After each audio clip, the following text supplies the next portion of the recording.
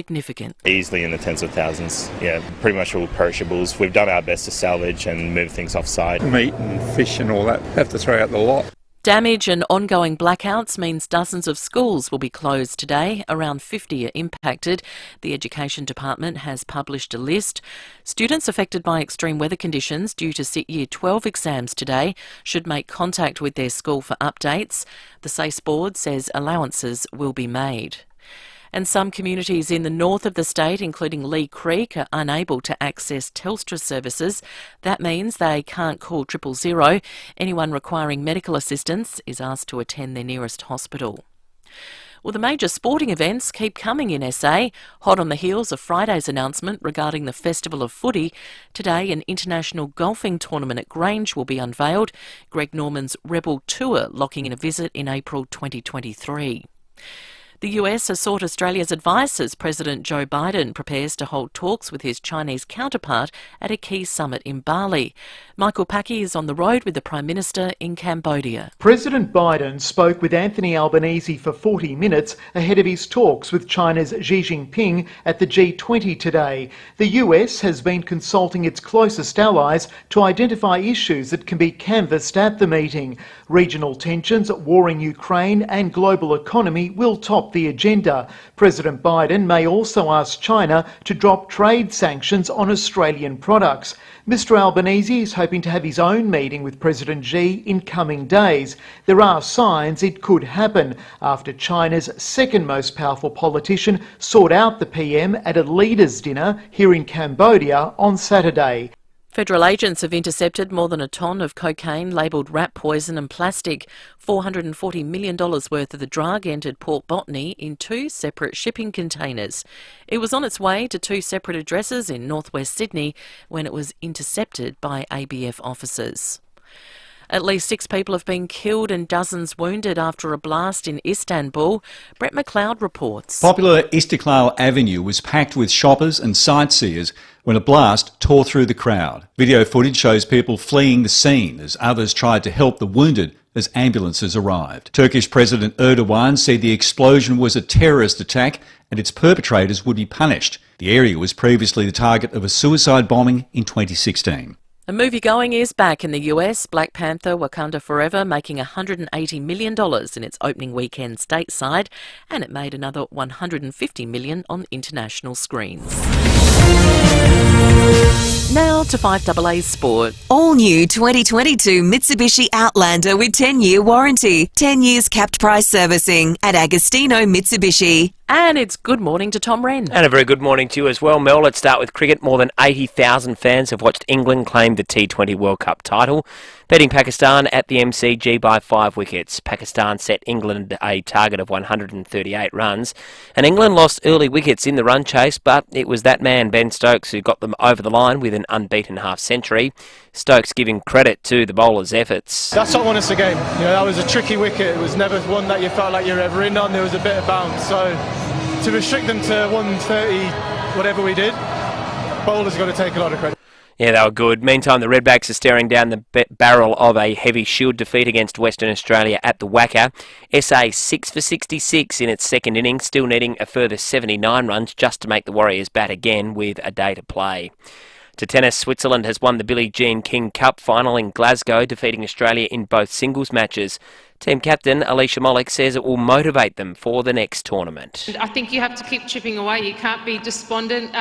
Every year our level grows. Every year we play great tennis in this format and on this type of court. But you know, we'll learn from this and we'll return next year. Yeah, great effort. To soccer and plenty of English Premier League action again overnight, with Manchester United leaving it late to claim a 2-1 win against Fulham. Alejandro Garnacho with the winner deep in stoppage time. There was one other game with Aston Villa also 2-1 winners against Brighton.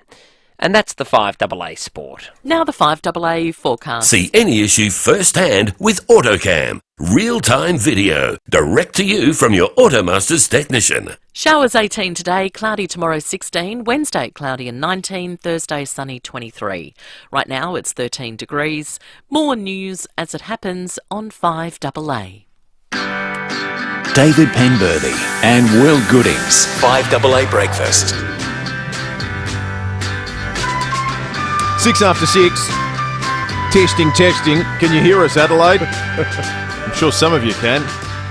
Don't know about as many as half of you this morning. Tell you what we want you to do on this Monday morning following the most extraordinary of weather weekends in Adelaide and indeed right across South Australia. We need our suburbs to check in this morning. We want to do an audit of the suburbs of Adelaide. In fact, you can go beyond Adelaide, wherever you might be listening from. Is the power on in your suburb? How did your house hold up in the storm? And are there any things of note that took place in your neck of the woods? Trees that came down, road infrastructure that crumbled and fell apart, things that broke, bent, busted or twisted.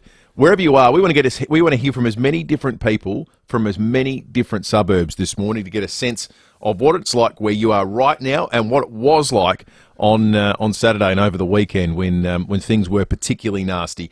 8223 is the number. You can text us on 0480081395 or jump on the Foodland Supermarkets Facebook and YouTube live stream. We'll have you covered across the morning for all the news as it develops. Things like power outages and the resumption of power. We'll be chatting with SA Power Networks. We'll get the latest on when schools are going to reopen with the Education Minister after 7 o'clock today. We'll check in on our River Murray communities too a little bit later. Of course, they are particularly sensitive to deluges of rain, given what they know is already coming down the system. So there's a whole host of things we'll make sure you're across throughout the morning. But from you today, we'd love you to give us a sense of what it's like where you are and what it was like where you are over the weekend. 8223 David Penberthy, good morning to you. Good morning, Will. Good morning, listeners. Yep, our kids are home today. No school for them. Their school is one of the 50 around the state that has got power problems, and it means that quite understandably, without any lights and without any of the security that schools need, fire alarms and what have you, there's no way that school can go ahead. There's still no guarantee that school is going to go ahead tomorrow. So for a lot of parents and indeed grandparents, I reckon there'll be a few grandparents listening to our show right now who got the call at it was about 8 o'clock last night. We got the text from the school saying no school. So I reckon a lot of grandparents will have got the sort of late night scrambled, oh, hi, Mum, how are you? Oh, yes, now look, about tomorrow. Well, I reckon there'd be a lot of people not going to work either. A lot of small businesses without power, so... Well, okay, the micro story of this for me is down near our place. The Drake's Foodland is still open. If you go further down to the other side of the tram line on Goodwood Road there, on the eastern side of the road, the butchers are out, the bottle shop's out, the IGA is out, I think Manny at the fruit shop is out, Sophie, who runs the Greek fish and chip shop, sensational fish and chips, they're going because they've got a generator, I think. But I was down there yesterday and I saw one of the guys from the butcher shop going in Sunday afternoon to move stock into this new freezer, which luckily they only put in a couple of weeks ago, a backup freezer with its own power, because the old one broke. And just through sheer luck, if they didn't have that, wow, everything would be spoiling. But there'd be so many businesses around the state that are in that boat. I got to say, so Saturday morning, went to the pageant with the kids and had a great time. It was only in the final 15 minutes of the pageant that the weather really started to kick in. So, being demented, we decided Saturday afternoon we'd go to the AFLW at Unley. My God. You went along? We were there, and we took the kids. So did you stay after the interruptions and the stoppages and everything? What happened was, so my older kids were at home, Kate and I were there with the young ones. At the end of that first quarter, when old Soda's almost drowned doing the boundary rider stuff, it was unbelievable. You could not see. We were sitting in the stand, the old stand on the western side. You couldn't make out the scoreboard on the other side of the ground. Then I got a call from my son, who's got a new job, his first part-time job down at Glenelg, and he said, "Dad, the backyard," he said, "it looks like Cyclone Tracy out here. There's water, the gutters are overflowing, there's bits of tree flying around everywhere." Now, he had to go to work, and he had to go to work on the tram. And then he said, "Well, Soph's going to drive me." And I said, "No way, mate, she's not driving in this weather." And so I said to Kate, "I'm going to go home, get the kids, check the house, and I'll drive Jim to work." Because I thought, if it's this bad, maybe the trams are out. Now, I got on the road, picked him up. At home, everything was fine. There's just water everywhere. But driving down Anzac Highway, it looked like some sort of post-apocalyptic scene. I reckon every fifth tree had lost a massive branch. There was one bit where a tree branch had fallen and it had totally wrapped itself in about 8 power lines. The power lines had formed a V shape. And then all the dingers for all the crossings for the tram line, the arms were half down, the lights were on, but there's no trams. And all the trams are stranded, sitting there with their lights flashing, not moving anywhere. It was just unbelievable. End of days. It was like that. With a lot of terrific texts, we do an audit of all the suburbs right around Adelaide on this Monday morning following that extraordinary weekend weather. One from Hawthorn, we lost power for 29 hours, but no real damage done. Wally the Walnut says, can we please get rid of winter? What a crappy Saturday afternoon. Rough as guts. I think you're underselling it a bit, Wally. Bobby says, we're on the outskirts of Mount Barker, lost mobile internet and Optus tower and electricity, but it came back on around 7 p.m. last night. That would count you amongst the lucky ones, Bobby, in the hills and surrounds that lost power. Yours is back on. Ken says power came back on in Flagstaff Hill. 5:25 this morning. Yeehaw! What a weekend. Back from the dark ages. Thank you, Ken. Christine says Lobethall's fine. Had 33 mils on Saturday and 22 mils since yesterday morning. Very little wind on Saturday. Sue in Christie's Beach says, I'm very lucky, not even a flicker of lights out so far. Good on you, Sue. I think you'll be right from this point on. Maz in Happy Valley says, no power since 3 p.m. Saturday. I'm all electric too. Really PO'd. Thank you, Maz. And Pauline on Facebook says, morning, everyone. I was lucky to have power at Plimpton Park, but friends at Clarence Gardens were out for over 27 hours. Stay safe, everyone. Now, the reality is there's going to be people out not just for today, but for days potentially on end, as you heard Mel Usher report in 5AA in news a moment ago. It's so arbitrary. I mean, what I was saying before about Goodwood Road, it's only one side. Like, the other side of the road appears to be totally fine. You know what I find really strange? Of all the things to be taken out, our on the run is still shut. Like the idea of a we never close on the run having been shut since Saturday, and they've just put some witches' hats there to stop people driving in, but the whole place is in darkness. 33,009 customers without power right at this moment at 14 minutes after 6 on this Monday morning. 33,009 customers out. SA Power Network stressing this is the biggest outage event since the 2016 statewide blackout. We'll get you across that, school closures, damage that's around the place, and all the rest of it right across the morning. So stay listening through to 9. You'll be up to date with the latest. But if you've got an update for what's happening in your suburb and your neck of the woods in Adelaide, we'd love to hear it. Be it that it's all clear and fine and you haven't noticed a darn thing. Or on the other end of the spectrum, as we'll speak to after 7 o'clock today, someone who the very road that leads to their house at Currency Creek has literally crumbled away. Water ran underneath the road, created an impromptu bridge situation and creek, and then the water gradually eroded the road away, and they're sort of trapped in their property at the moment. 8223 0000 for your stories, or 0480 08 1395. We'll take you through news headlines next. Electricity bill! Bills shouldn't be scary. EcoVantage have supplied energy efficiency in homes for over 15 years. They can install hot water systems that use up to 80% less electricity than regular hot water systems. Help the environment while you save hundreds. And thanks to federal and SA government incentives, you could get your energy efficient hot water system supplied and installed for as little as no cost to you. Stop scary hot water bills with ecovantage.com.au. You've selected your block up on the river. Your mind is buzzing with ideas. This is going to be the best river home ever. Raised high, breezes flowing, great times ahead. But first, you need to walk through the Selector Homes display village and let your design ideas flow. Selector Homes have been creating holiday homes for over 25 years, and they are experts in building pole homes. Selector Homes and Building Solutions Display Village, Port Wakefield Road, Burton. Visit selectorhomes.com.au. Now, we've had one of the wettest winters in a long time, but as the sun finally starts to show itself, well, it did briefly yesterday, but it seems to have disappeared again. Don't worry, your patch is going to be a jungle in no time. And this is where Stanford mowers come in, because I've been helping South Aussies take care of their patch for years and years. So if gardening is more than a weekend pastime, if you're a gardener or a hobby farmer, Stanford mowers know that the brands you love have been hard to come by. Right now, Stanford Mowers has replenished its stock, Mowers, trimmers, blowers and much more. In fact, they might have some mulchers. You probably want to get one of them at the moment to pick up all the crap in your garden. So don't wait around. Grab them before they're gone. Keep your patch looking great with a range of premium brands at Stanford Mowers. So do what I did. Go and see Ben and Archie and their excellent team, 590 Main North Road, Jeps Cross, or check out their great website, stanfordmowers.com.au. Thinking of a career in business? With technology transforming how we live and work, UniSA's digital business degree equips you with the right skills and knowledge to meet industry's digital challenges. Powered by global professional services firm Accenture, you'll learn from technology experts at the forefront of change. Apply now to study digital business at UniSA, SA's #1 university for graduate careers.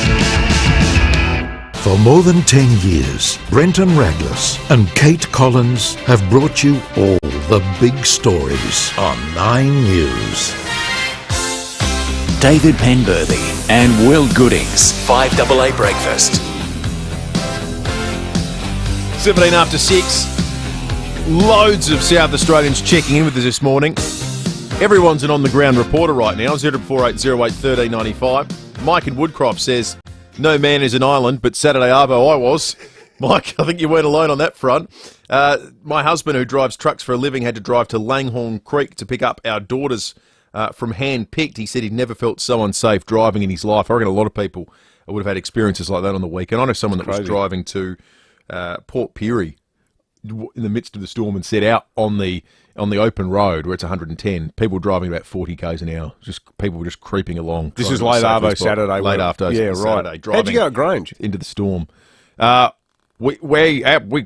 fine, but our house the water was coming in horizontally, the rain. So there were towels down covering every sort of crevice of the house because it was coming in, but by and large we did okay. Another text here, Kensington Park, been out since 4 p.m. Saturday, heating water by cooktop to have a bath. And then the person's text rather dramatically tails off. They say, this must have been, and we'll never know the rest. I presume the power went out or the battery went down on the phone. This must have been Rosebud.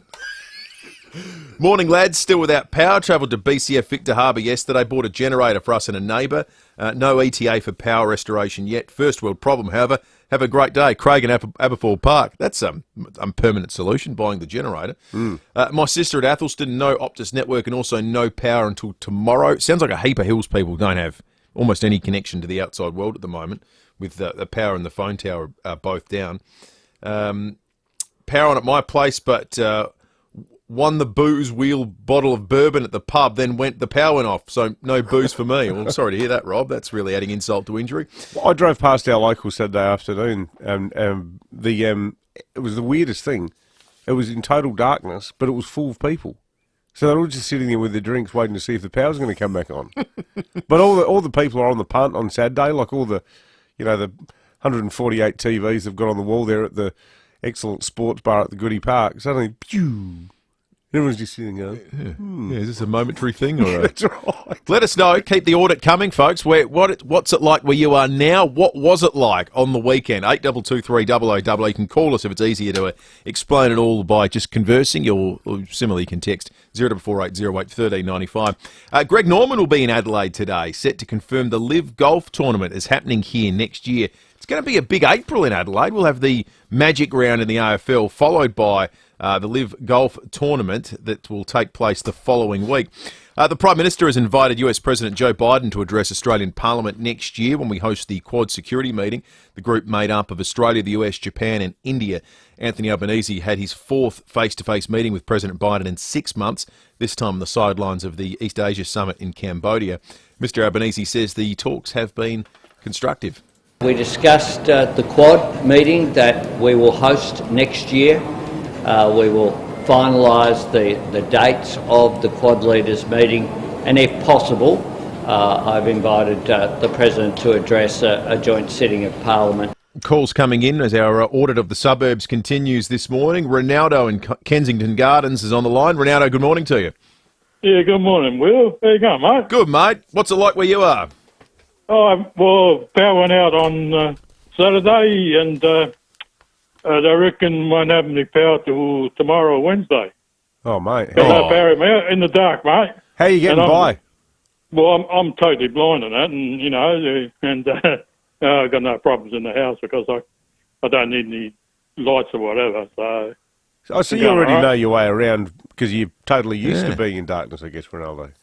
Yeah. What about? Well, the wife and they need the lights on, whatever. My son's got to go to work.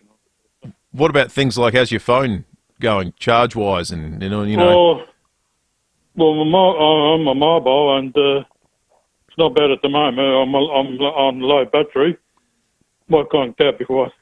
Yeah, well, we won't hold you on for too much longer, Ronaldo. You might need that, mate. But thank you for calling us from Kensington Gardens to tell us what it's like there. Jane's in Northfield. What's your report on the state of Northfield, Jane? Oh, wow. What a weekend. I'll set the scene. The house next door to us was cleared, and they cleared it right back to our adjoining garage single wall. So we had a roundup of thunder, lightning, rain, flooding because they'd damaged the bottom of the foundation, and it seeped into the garage. Luckily, it was in there, and that flooded into our one other room. And then we had power outages, so we had to follow it on weekend. Oh, Jane. I have not experienced a weekend like that ever before. The thunder and lightning went on for hours. Yeah. And the dogs have gone croppo, the cats have gone croppo. Yeah. What a weekend. Yeah, absolutely, Jane. Well said. PTSD for all the pets, and it's the middle of November. It was like walking around in Singapore after the pageant. Town was absolutely packed with people, but it was so muggy. Like, it was weird. It wasn't cold. It wasn't like a South Australian winter's day. Like, it felt like you're, sort of in the middle of Singapore or Jakarta of an evening when the storm started rolling in. Might feel like a winter's day over the next couple of days at very least. Right now, 13.4 degrees outside, top of 18 today, potentially up to 8 mils of rain. Tomorrow will be just a top of 16. So that's cool. Things warm up a little bit Wednesday, 19. Thursday, 23 and sunny. That sounds nice. But then the rain returns for the weekend. Friday, 24 and up to 6 mils. Saturday, 24 and up to 10 mils of rain. Showers lingering around on the Sunday, and the top drops back to 19. So, again, it's a cool sort of a week ahead. It's very, very strange weather for mid-November. Well, I'm just watering my lawn, but to be honest, I think there's enough water around. If you haven't worked it out, I'm Cowboy Tom, and I'm going to be boot scooting my way down South Terrace. If not for the storm, that would have been the story of the weekend, I think. Boot scooting Tommy Red. All new 2022 Mitsubishi Outlander with 10-year warranty, 10-year cap price servicing at Agostino Mitsubishi. Good morning, you Cowboy Rennie. Morning, Will. Morning, Dave. Yes, the fuel gauge on the Dignity Stakes was low for me, and now it's totally empty. So You often say, though, Tom, in this line of work, you can't get through it with your dignity intact. Exactly. You just got to roll with it. Please explain, though, what was that? What the hell was that? I was dressed up for the pageant as part of the coverage. So, and I looked a lot like Woody from Toy Story, but yeah, not very masculine. I wasn't John Wayne. Yeah, I was in character, but I wasn't scaring John Wayne, I don't think. No, you were right. It was more Woody the Cowboy, not Clint Eastwood. You drew your inspiration from. Or perhaps more the guy in the Village People. Yeah, maybe the Village People a bit more. I think it was definitely down that tone. What a weekend. It was good to see so many people. Pembo, you're right. It was a great atmosphere at the pageant. We were lucky that it came as late as it did, although it was wet when it did come clearly. Did you get totally drenched at the end? Yeah, it did at the end. Same. Yeah, it was pretty hardcore. How would Father Christmas have gone? Because he had a good 20 minutes of being belted by rain. He was absolutely smashed. He's going to take some drying. I hope the reindeer have got some air dryers. Yeah, that's right. To help him out. Will, I heard you touch on it. Greg Norman in town. Starting with my winners. SA Sport over the weekend. We've got to come up with a name for, what the NRL call Magic Round. Also, Live coming to town as well in April next year. I think South Australian sport, what we've got to look forward to in April next year is huge. So, massive tick. The fact that they're 1 week apart is so good for tourism. Brilliant. I think that you cannot give a big enough tick to what the government have done. I mean, the Premier said we're going to get big events here. That's what he's doing. So you've got to tip your hat and say, well done. I think it's fantastic. So a big tick there. England, well done. They won the World Cup. They're big winners. I was hoping for Pakistan. I think we all were. Poor old Afridi. Yeah, I know. A great catch, but at what cost? I know. He couldn't move. He tried to bowl, but it just didn't work. At that point, Pakistan looked like they could have They did. won. Yep. It was sort of swinging that way. Adelaide United, Will, I know you were watching, and that was a magnificent performance on Friday night. I'm shattered I wasn't there. That looked like... I wish I was there. 13,000, what a crowd. The atmosphere looked extraordinary. It was a great week for the A-League, actually. The Sydney-Western Sydney match had a huge crowd. The atmosphere for both were remarkable. That new stand looks terrific at home, Mark. Doesn't it? People are loving it. Yep, and Garang Kual scored yesterday for Central Coast, a belter. What a freak. He kicked two, didn't he? He scored from the penalty spot. Yes. He won the penalty. They were 2-0 down when he came on, because, God forbid you can start the bloke. And then he won the penalty, he scored the penalty, and then he scored the equaliser after that. How good. And then Riley McGree with one of the best goals you'll ever see overseas. Sensational. Just save some of those for the World Cup, boys. Thank you. Samoa. Only 8 days to go. Yeah, can't wait. Very exciting. Samoa in the Rugby League World Cup, what a win over England, 27-26. So delighted for them. And you've got to say the Crows women, strange old game out at Unley. Delayed for as long as it was. They come back and win. They'll get Chelsea Randall back this week, so that was a big performance from them. That was the weirdest thing I've ever seen. Wasn't in it? the Crows game. Delaying the game by about 2 hours in the 40 end? minutes it was. 40 all minutes. Up, but bizarre. Man City, they lost on the weekend. The Aussie women, unfortunately, the tennis, they lost the final of the Billie Jean King Cup. And the Redbacks, every season you get your hopes up, and they are looking horrendous in that Shield match over in Perth. And WA basically playing a second 11 side, so not good at all. Good on you, Rennie. Thanks, boys. Thanks, Tom. Tom Wren, thanks to Agostino, Mitsubishi, Nailsworth and Elizabeth, we can get 10-year warranty and 10 years cap price servicing. Hi, Sean from Automasters. This outside brake pad is the one we're concerned about. Now you can see what we see. If I come down here, this is your front shock absorber. AutoCam. So I'd like to flush that system out for you too. Real-time video sent direct to you from your Automasters technician. He wants to run a little engine flush through to help get out that old oil that's in there. See any issue firsthand. How good? Real-time reporting with instant SMS approval. Call 1300 Automasters. Great service guaranteed. Ray White, big name in real estate, but also the biggest name in business broking. What makes us big? Our people, like Brett Buckley and his team. MBA, lecturer, and multi-time SA Business Broker of the Year. Brett doesn't just read a P&L, he feels it. If you're selling or expanding your business, Brett can take your business apart and find you more money. And we're not talking small change. Go on, touch base with Brett. Search Ray White Business Sales SA. Hey Strikers fans, Darcy Brown and Katie Mack here. We're back in Adelaide and super excited for more WBBL matches.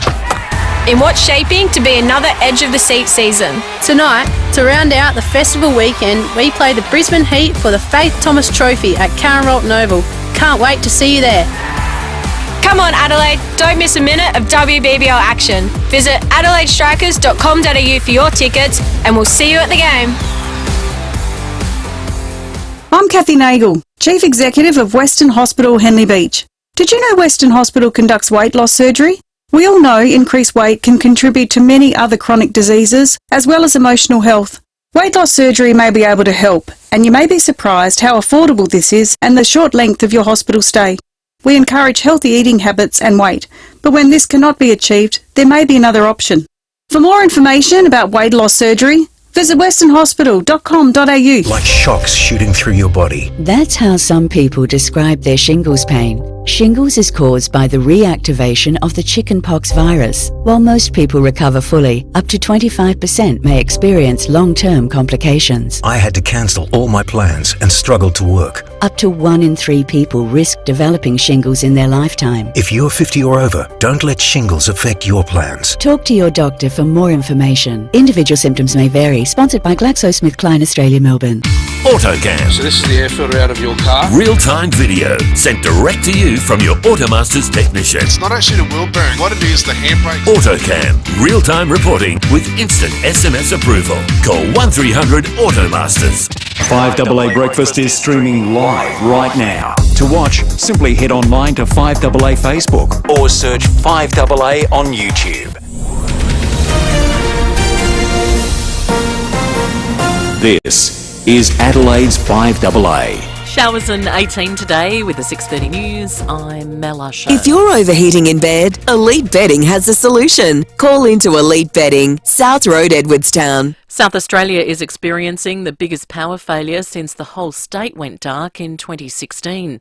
The interconnector with Victoria has been severely damaged by Saturday's wild weather. More than 33,000 people are still without power, north, east, south and west of the city. These residents have told Seven they're getting rid of their perishables. Shocking, really. It's a lot of money, a lot of food. It's all got to go. Don't want to risk it with the kids. Going to have to go through everything. I've just got in touch with all our neighbours. Going to cook everything we can on the barbecue and stick together and work as a community. SA Power Networks says it's working as quickly as possible to get everyone back online, but some households have been warned there could be an intermittent supply through the week.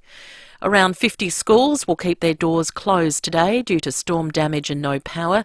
The Education Department has published a list. It's not great timing with Year 12 exams continuing today. Students affected by extreme weather conditions are asked to contact their school directly. Well, last week it was footy, this week it's golf. Greg Norman is in town today to announce he's bringing his Rebel Tour to Grange in April 2023. It's the second major sporting event following the Festival of Footy to be announced in 4 days. A class action against Medibank is set to be launched today. Maurice Blackburn has announced they're investigating a legal claim against the private health insurer. That's after 9.7 million Australians had their personal data stolen by a Russian ransomware group. Australia is launching its first ever computer manufacturing facility to radically boost our sovereign capability and IT supply chain resilience. The facility is opening in Botany in Sydney's east. Soft Iron Chief Operating Officer Jason van der Schiff says the launch is well timed in light of recent breaches. The fact that it will be manufactured on home shores is a huge part and really a strengthening in the desire to have data sovereignty. There have been recriminations amongst US Republicans after the Democrats retained control of the Senate in the midterms. One Republican says it's a sign the old party is dead and should be buried, but US President Joe Biden has told reporters he's delighted with the result. We feel good about where we are, and I know I'm a cockeyed optimist. I understand that from the beginning, but I'm not surprised by the turnout. I'm incredibly pleased. Now turning to 5AA Sport. 10-year warranty and 10-year capped price servicing at Agostino Mitsubishi, Nailsworth and Elizabeth. And you've got some breaking news, Tom Wren. Yeah, certainly do, Mel. George Russell has won the Brazilian Grand Prix. It's his first ever win at that level. He's the 113th driver to win an F1 race. Aussie Daniel Ricciardo failed to finish. Let's go to cricket, and England has won the T20 World Cup at the MCG in front of more than 80,000 fans. Pakistan set a target of 138 runs. England went on to win by 5 wickets and with an over to spare. They were able to complete the match without any rain delays. To tennis, Switzerland has won the Billie Jean King Cup final in Glasgow, defeating Australia in both singles matches. Craig Gabriel reports. Australia last won the Billie Jean King Cup, formerly known as the Fed Cup, in 1974 and has waited 48 years to win it again. That wait will extend to 49 years because the Swiss have won it for the first time by beating Australia after the 2 singles matches in the best-of-3 series. First, Jill Teichmann beat Storm Sanders in a tight match, 6-3, 4-6, 6-3. Storm has been the Aussie backbone, and then Belinda Bencic sealed victory by scoring a 6-2, 6-1 win over Ajla Tomljanovic. Socceroos youngster Garan Kowal has showed fans what he's capable of just out from the World Cup, scoring a screamer in Central Coast 3-2 A-League loss to MacArthur. The 18-year-old firing the ball into the roof of the net from the tightest of angles, as heard on Channel 10. Tings it across and finds Garan Kowal. Oh my words! Oh my goodness!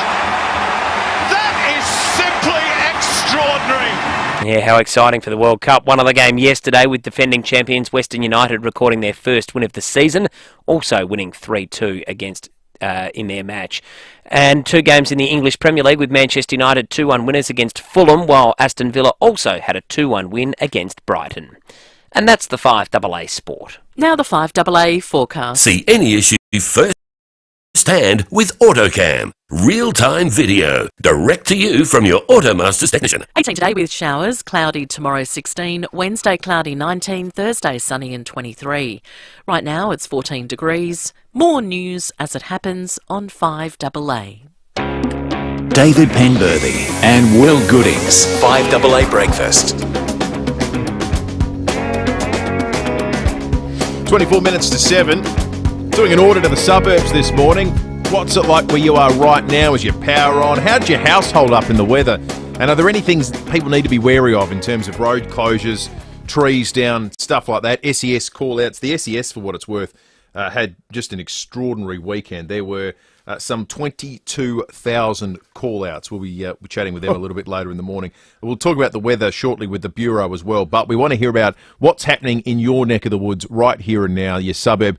Be it, your update might well be that it's all clear. 8223 You can text us on 0480 81395. We'll jump on the Foodland Supermarkets Facebook and YouTube live stream. Our very own Sam Daddo is out in the street this morning, braving the conditions. Where are you, Sam? I am coming to you this morning from the entertainment centre right now because on my way to work this morning, all the lights, traffic lights, street lights from about South Road to Port Road, the old brewery site were out. They've all come back on, but the weather, boys, I tell you, it is... I've never seen the flag at the front of the entertainment centre flying at such ferocity, put it that way. It's currently 13 degrees here in High Marsh. Feels more like 8 degrees. As you said, 22,000 SES call-outs overnight. So, roads this morning, just be careful. Looking back towards the city, very cloudy. And I dare say the hills is probably, a pea super by now? No, I don't think anyone would say that. Well, we would. Yeah. We just did. Thank you, Sam. Good on you, Sam. Appreciate it. Phil's in Freeling. What's it like in Freeling, Phil? It's still wet. It's still raining. The thunderclouds sort of died away a few hours ago. We had on Saturday 45 mil, 25 mil till now, but I can't do that. See what it is until 9 o'clock. So, and we were flooded. How did you go with trees and so on, Phil, on Saturday? Were there many trees down in Freeling and around the area? There was quite a few branches come through here and there. Some of the areas did lose their power, but we were okay. We're right on the edge of town, so we were okay so far. Good on you, Phil. Good on you, Phil. Thank you for that. I'm amazed how many listeners have called us and texted us saying they bought generators. We got one here, Rose, on the Foodland Supermarkets Facebook live stream, says, no power at Ironbank. I don't believe we'll have power until the end of the week. It was 6 days without power during the statewide power loss. I went to Total Tools at Mount Barker, who were also without power, and they were running on a generator, and bought one of the remaining generators. Refilling it during the dark was an interesting experience. Looking into a lithium battery generator now. This will keep happening. A few people upset about how robust is our power infrastructure in South Australia. We do seem to do power outages really well here. Yeah, well, there's two separate issues. This has got nothing to do with how you generate power. Like it wouldn't matter. It wouldn't matter if we had 15 nuclear reactors and 103 coal-fired power stations. It's the resilience of the infrastructure. That's right. But yeah, I mean, it was a pretty unique event. Like, it's not like we have storms like Saturday very often. So, I'm sure there'll be some people elsewhere in their nice air-conditioned offices in the eastern states writing articles that this is somehow about, our commitment to renewables or whatever, which it isn't. It's about the fact that the infrastructure struggles when all hell breaks loose, Mother Nature-wise. Elizabeth is in Gawler. What's the Gawler situation, Elizabeth? Well, not too bad. I mean, it was a shocking storm, but we live in the heritage area of Gawler, and so we were on a hill, so I guess that's a little bit fortunate, although I think it was even windier being on a hill because it was coming up the sides. To get to my point, why I've rung, if people have household contents insurance, then they can make a claim on their food losses from their freezers and what have you. And I'm with RAA Insurance, household contents, wouldn't be with anyone else. And there's a bit of a plug for RAA. and we went away for holidays mid-year, and we were all over the place, and Parks was one. And both our fridges and freezers had been switched off. And not sure how it all happened. Could have been rats chewing through the cords. And so I rang RAA, and of course all our food had stank. It was almost as though someone had died in the house. Oh, crikey. And so we walked into that, rang them and they said, no problems at all, just make a bit of a list of what you had in your freezer and your fridge, etc., etc. And within one day, I had money put into my account for the foods that we lost. And well, that's great, Elizabeth. Yeah, it sounds, it sounds a lot of money, $600, but I just got back without even filling in one form. That's great, Elizabeth. Thank you. Appreciate it. That's good information for people. Sue says, do you guys know if people with solar and batteries would be running? Might strengthen my argument here for a battery. The government in SA Penix told people to turn off their solar panels yesterday. Because they didn't want excessive power in the grid. An oversupply to the grid. So I'm sure your battery would have sustained you for a little while, but I'm not sure the solar panel will help you out much necessarily at the moment. Peter's in Salisbury Park. Morning, Peter. Morning, guys. How you going? Good, thanks, Peter. Just a bit one about Saturday. We had a bit of a high tea for my birthday, actually, and we were just leaving Gloat Street and was stuck right in the middle of it. Could not believe it. Basically saw firsthand, like the wind and the rain. And the absolutely amazing thing, an hour later, we're sitting there in T-shirts. Absolute crazy, but we were stuck right in the middle of it. Could not move 1 inch. It's like an afternoon in the tropics, Peter. Thank you. Was. Let's go to Flagstaff Hill. Chris, you're still without power, are you? Yeah, buddy. Yeah, been without power since 4 o'clock Saturday afternoon. Big storm came through and that's it. We didn't have a lot of trees, but I went over yesterday over Blackwood Park there. Oh, you wouldn't believe it. Oh, well, there's so densely wooded in there. There must be so much stuff down, Chris. Yeah, I got a ute load of firewood in any case, so that was one bonus. Yeah, well, that's true. Any idea, Chris, when your power's going to be back on? Have you heard anything? Nah, they send a text message like Tuesday sometime, whatever. I'm just looking at Flagstaff Hill at the moment on the map, on the SA Power Network's outage map, and there's 4 or 5 separate outages crisscrossing the whole area, and all of them just simply say to be advised. There's no specific time that they expect the restoration. In fact, most of the states like that at the moment. Chris, thank you. Good text from Maria. Spare a thought for all the brides on Saturday who had outdoor weddings planned. There was a video that the Tizer ran of a Hills wedding. I can't remember which town exactly. I think it was up sort of around Harndorf way. They were doing their nuptials bang on 4 p.m. and the entire bridal party almost got blown towards Loberthal. My brother was in a wedding on Saturday, and they had a marquee down on the Fleurieu Peninsula with a view of it being, mid-November, photos down on the beach. The marquee was so flooded, the water was ankle deep, and they had to abandon it. And somehow, and I haven't got the full story on how this happened yet, the wedding reception moved to a nearby school gymnasium. I don't know how that got organised or how that came about, but someone pulled some strings in the moment and got the wedding moved. That's awesome. There would have been a stack of those sorts of things taking place on the weekend. Brian is in Evanston. Morning, Brian. Morning, boys. Look, I just like to make a comment. It's probably really pertaining to the situation. I think if the councils and that we've got in South Australia allowed people to trim their trees, which are close to their houses, the big trees and that, there would be probably quarter of the damage done. And I think it's something that the government want to start pursuing. Yeah, I suppose, there's a lot of arguments as to why we can't just go around chopping down trees because we have a storm every 10 years, though.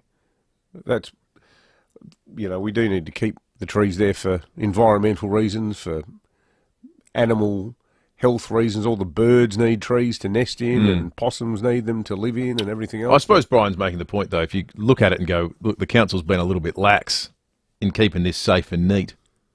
Yeah. Maybe you should be able to go out there and have a little bit of a hack at it yourself. Yeah, well, that's a point. Mark in Whyalla says, I was at my daughter's place staying on the weekend in Oaklands Park. Still no power, cold showers. Jeepers, they're interesting. I bet. It's almost worth just sort of going in unhygienic, isn't it? A cold shower. I think so. No one deserves that. No, exactly. Suzanne in Mount Barker says, shout out to a great business, gourmet gluten-free shop at Kangarilla. They lost power, so Little Birdie Baker at Nan took their products, advertised on Facebook, and hopefully sold lots. How nice is that? That's Hills That's that Hills camaraderie coming through. People banding together. Good stuff. Keep the stories coming in, 0480 1395, or call us on 8223 0000. We're going to get to the Bureau and Police in just a moment. But first, we'll check traffic with summer just around the corner. Beat the rush and get your air conditioning sorted now with Mannix. Thanks, Will, and good morning. Pretty wet and wild for the drive in today, so do take it nice and easy. Got a few blackouts too. St Peters, you'll find one. Stephen Terrace near 3rd Avenue. Another Brooklyn Park, Henley Beach Road near Airport Road. Another blackout at Hindmarsh, Port Road at West Streets. Got lights on the blink at Melrose Park this morning. That's on South Road near Corona Avenue, right in front of the Bunnings. And we've got urgent waterworks. That's for a burst water main, Glenburn Road at Shelley Streets. Want to get Chrissy sorted early? Shop epic deals on electronics, homewares, beauty and more with Amazon's Black Friday sale. Coming soon at amazon.com.au. Adelaide's most accurate traffic, code 5AA. Everyday low prices, any time of year. Trust the mighty South Aussies. Great food lives here. Foodland, the mighty South Aussies, yeah. You're watching the 5AA live stream, thanks to Foodland. The mighty South Aussies, yeah. Henley's Retirement Living, we create places to live well. That's why our retirement villages are designed with your well-being in mind. From friendly neighbours and social activities to surroundings that inspire an active life, you'll discover the joy of belonging to a community that cares. It's more than just somewhere to live. It's a lifestyle that supports you to thrive. Retirementbylendlease.com.au. Your place to live well. Hi, Alan Lark from Mannix. If you need air conditioning or solar service, the last thing you want is bad advice or a rip-off price. So, it makes perfect sense to call Mannix with your service inquiry. We're a family-owned business for over 50 years, the trusted name for air and solar in South Australia. You'll get the right advice and very fair and honest prices. In fact, much of our advice is absolutely free. Call 1300 Mannix or go online anytime. Well, I guess this is it. You know, I see a lot of myself in you. You're strong. You've got great lines. And you're pretty good looking for a veranda. Anyway, don't forget me. I won't forget you. At My Living Outdoors, our tradespeople take building Adelaide's best pergolas and verandas personally. It's hard not to when you've been there from the beginning. Design and council approval through to construction. We're there all the way. mylivingoutdoors.com.au. This is RB Day with more tales from the bedroom thanks to Supercraft Bedding. Supercraft Bedding has been recycling before it was on trend. Did you know that we'll pick up your old mattress when we deliver your new one and have the old one recycled? The other day, Tim picked up a 45-year-old mattress that was made by us. Sure, it had seen better days, but what an innings. This is RB Day for Supercraft Bedding, building better beds at 42 Richmond Road, Keswick. For more than 10 years, Brenton Raglas and Kate Collins have brought you all the big stories on 9 News. David Penberthy and Will Goodings, 5AA Breakfast.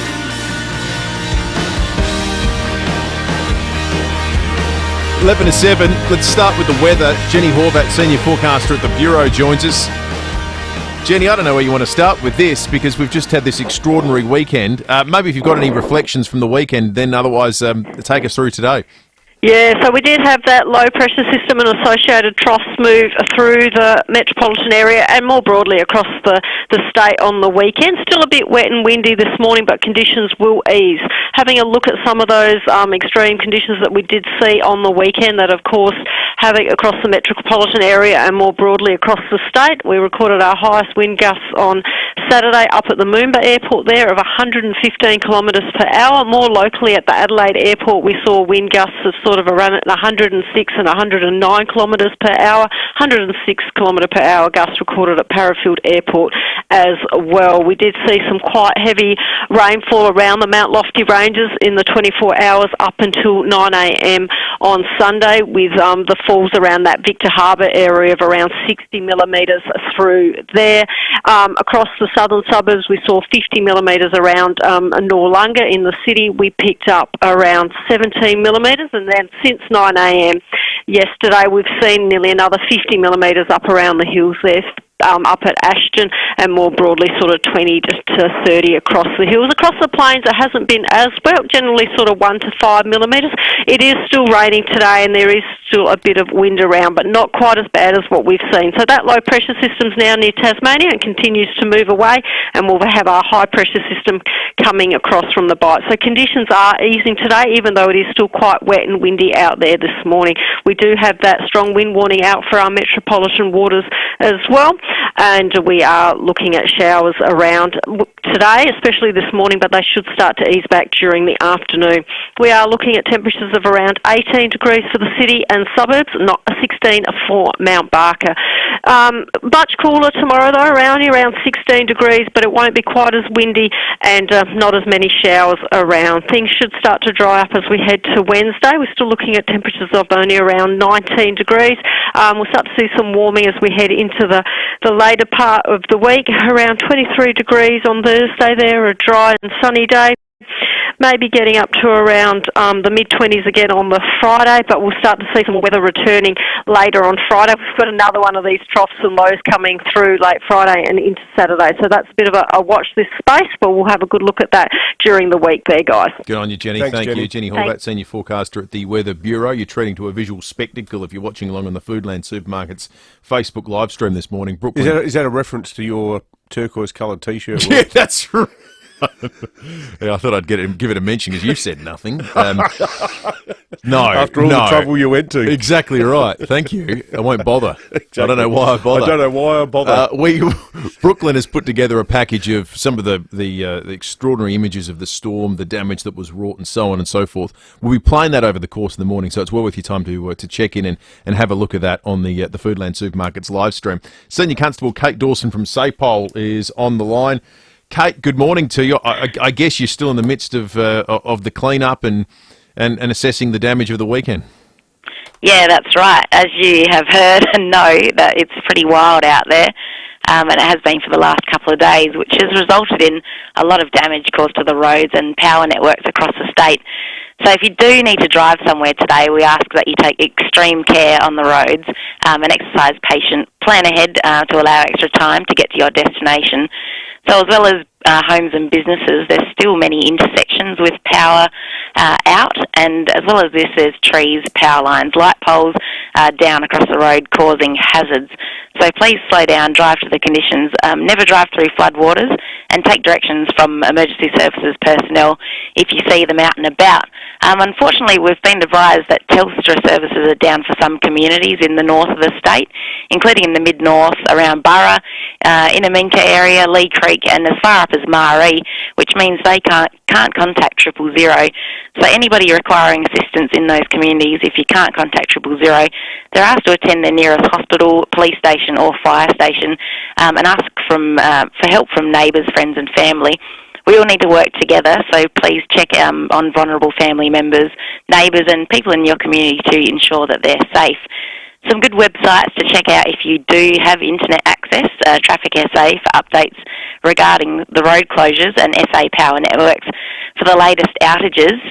Some hazards I can see on my screen right now is burst water main on Glimburn Road, Tranmere. That has caused severe damage to the roadway and southbound lanes are blocked. Apparently there's a large amount of water over all lanes on the southeastern freeway up near the Mount Barker ramps, and there's a light pole down across Gorge Road in Paradise. So avoid those if you can. Stay safe out there. We're here if you need us, and things will be back to normal soon. So, we'll get through this together. Good on you, Kate. Well done to SAPOL, because I know that along with the SES and all the other people who are out there helping over the weekend, you guys were run off your feet. So good on you. No, Grant Stevens had to chair an old-fashioned emergency management committee meeting over the weekend as well. Not one related to the coronavirus. No, just one of the old regular ones. Yeah, that's right. Sally in Salisbury East, good morning. Morning, how are you? Good, so Sally. There's been a crash in the right-hand lane on Regency Road in between Prospect and Churchill, close to the Churchill Road end heading towards Coopers and the expressway. Well, thanks for letting us know, Sally. And it's blocked the right-hand lane, so emergency services are on the way, but it's just blocked at the moment. All right, that's great information, Sally. Thank you for that. Unfortunately, I suspect there's going to be a few of those incidents as people try to get to work this morning. If you do come across one, do let us know. 8223 0000 is the number. You can text us on 0448 08 1395. One thing that some people might still be confused about, but rest assured it won't be a problem today, is that the trams are running. They were all out on Saturday afternoon. My son was meant to be catching the tram to work, and I drove him down to Glenelg instead. And as I said at the start of the show, Ben on the text line here jokes about it. He says, I don't want to be negative, but this could be the start of the zombie apocalypse. it almost looked like it was on Saturday afternoon. There was the dinger on the corner of Crossroad and Anzac Highway for the tram line. It was only down about 10 degrees, and it was just there going ding, ding, ding, ding. And all the cars had stopped, and we're going, hang on, where's the tram? And then the car in front of me wasn't going anywhere because they were understandably quite nervous about crossing the line, given that the red lights were flashing. But then the cars in the right-hand lane all started going through. So I just, in the end, I gave a gentle, polite honk to the person in front of me saying, come on, let's get the show on the road.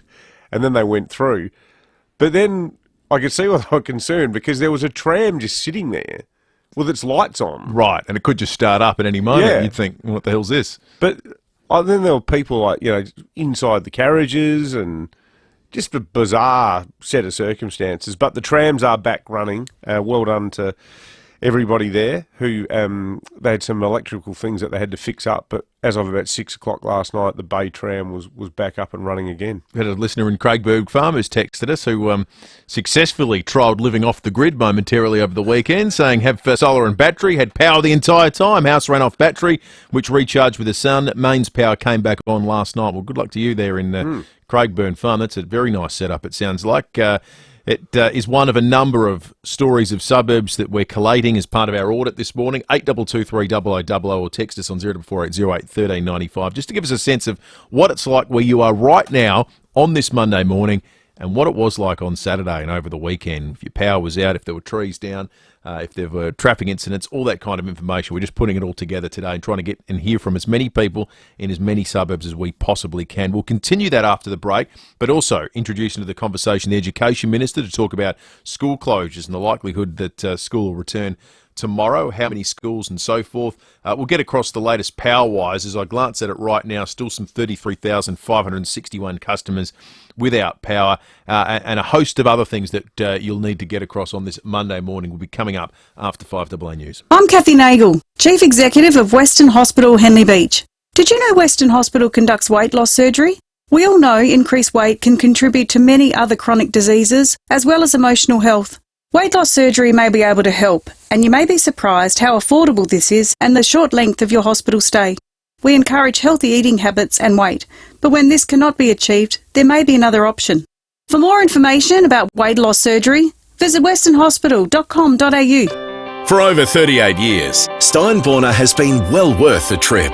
With over 400 used cars to choose from, you're sure to find the car you're looking for. You won't find a better range of cars covering the entire region from Gawler to the Barossa Valley and Clare. And don't forget, you can always click through the collection of vehicles online at steinborner.com.au. Great local deals on great local cars from your locals. Steinborner Automotive. Still well worth the trip, or well worth the click.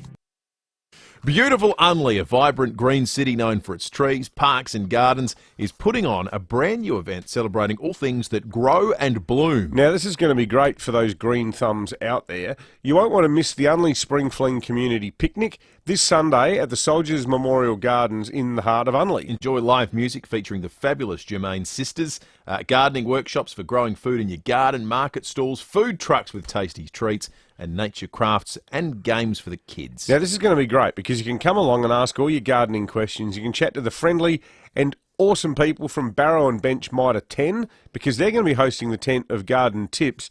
Plus, how's this? It's the Tu Le Monde of Adelaide's gardening royalty. 5AA's Michael Keelan will also be there as a special guest too. It's all free, so come and join the Spring Fling this Sunday from 10 a.m. in the Soldiers Memorial Gardens on Unley Road. Search Unley Spring Fling for details. 5AA Breakfast is streaming live right now. To watch, simply head online to 5AA Facebook or search 5AA on YouTube. Online, on DAB Digital Radio and on 1395 AM. Talking Adelaide. This is Adelaide's 5AA. Showers and 18 today with the 7 o'clock news. I'm Mel Usher. If you're overheating in bed, Elite Bedding has a solution. Call into Elite Bedding, South Road, Edwardstown. Blackouts continue this morning for tens of thousands of households, and some are being warned they may have intermittent power until next weekend. Restoring service following Saturday's wild weather is proving a massive task, with help from interstate. 33,500 properties are currently offline. Infrastructure Minister Tom Coutson-Tonis says Mother Nature really let rip on the weekend. The power supply has been stable. The issue here is a lot of debris knocking down a lot of power lines. The brute force of the wind is actually knocking over Stoby poles, which are the strongest poles in the country. So it is a dramatic event that happened very, very quickly and suddenly. Motorists are being advised to take extra care. Senior Constable Kate Dawson says blackouts impact road users as well. There's still many intersections with power out, and as well as this, there's trees, power lines, light poles down across the road causing hazards. So please slow down, drive to the conditions, never drive through floodwaters, and take directions from emergency services personnel if you see them out and about. Dozens of public schools and preschools across Adelaide will be closed today, either due to power outages or damage. Information about school closures is available on the Department for Education website and via their social media accounts. The SACE Board will make arrangements for students impacted by outages who are due to sit exams. Well, last week it was the AFL's Magic Round being locked in.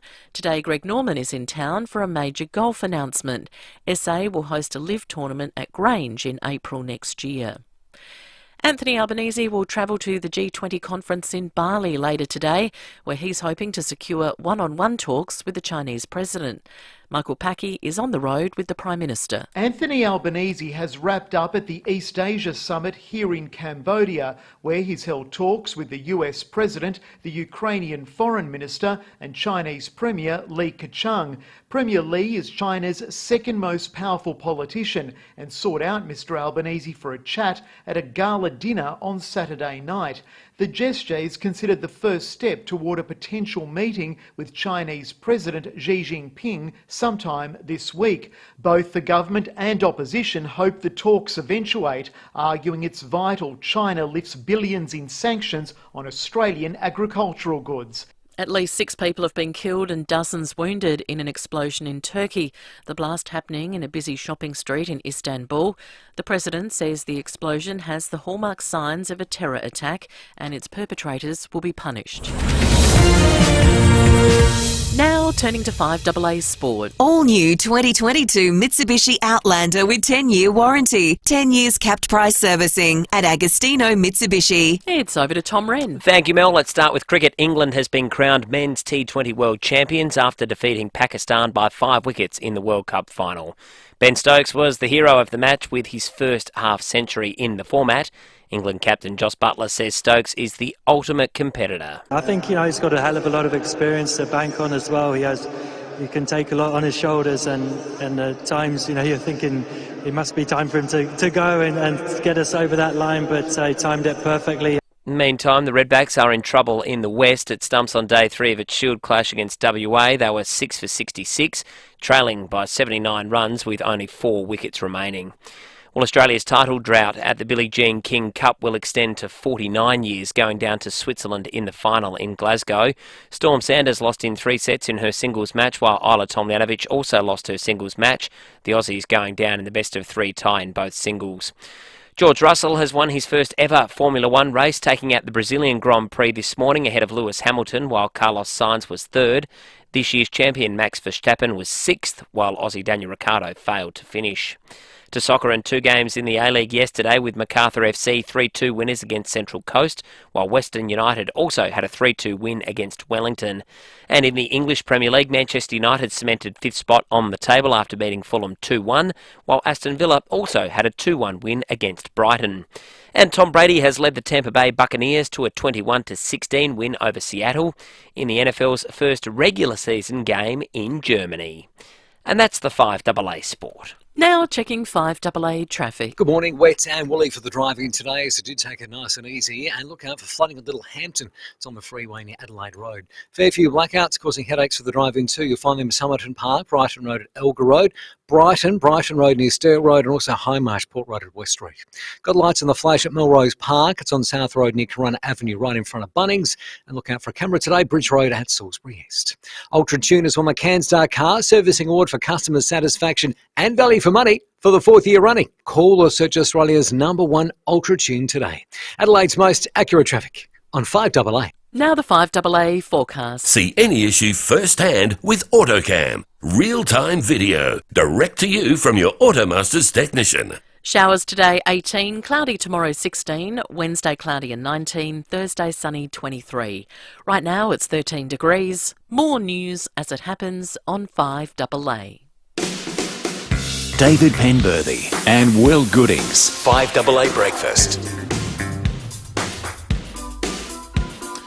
6 after 7, good morning to you. If you're joining us for the first time on this Monday, we're auditing the suburbs, hearing from listeners who are reporting on the ground for us about what the situation is, where they live this morning, and any stories out of the weekend. What happened? How'd your house hold up? What are the streets like around where you live right now? What's the power situation in your neck of the woods? 34,902 customers right now without power. That number's jumping around a little bit. SA Power Networks, of course, dealing with these in real time. They have described it by way of an official statement on their website as the biggest network outage event since the 2016 statewide blackout. Interstate resources have been brought in to assist with the storm response. There are a host of issues, perhaps biggest among them, according to the website. The interconnector with Victoria was crippled from a damaged tower near Tailem Bend, about 100 k's southeast of Adelaide. More than 1 in 5 households and businesses have been affected by outages since Saturday. More than 423,000 lightning strikes were recorded. The southern suburbs, hills, have been hit particularly badly. In the northeast, there's a lot of power outages out there. 22,000 SES call-outs. The heaviest rain we had was at Victor, 60 mils, so not a staggering amount of rain. It just came all at once and was accompanied by really strong winds, the strongest being at Moomba, 115 k's an hour.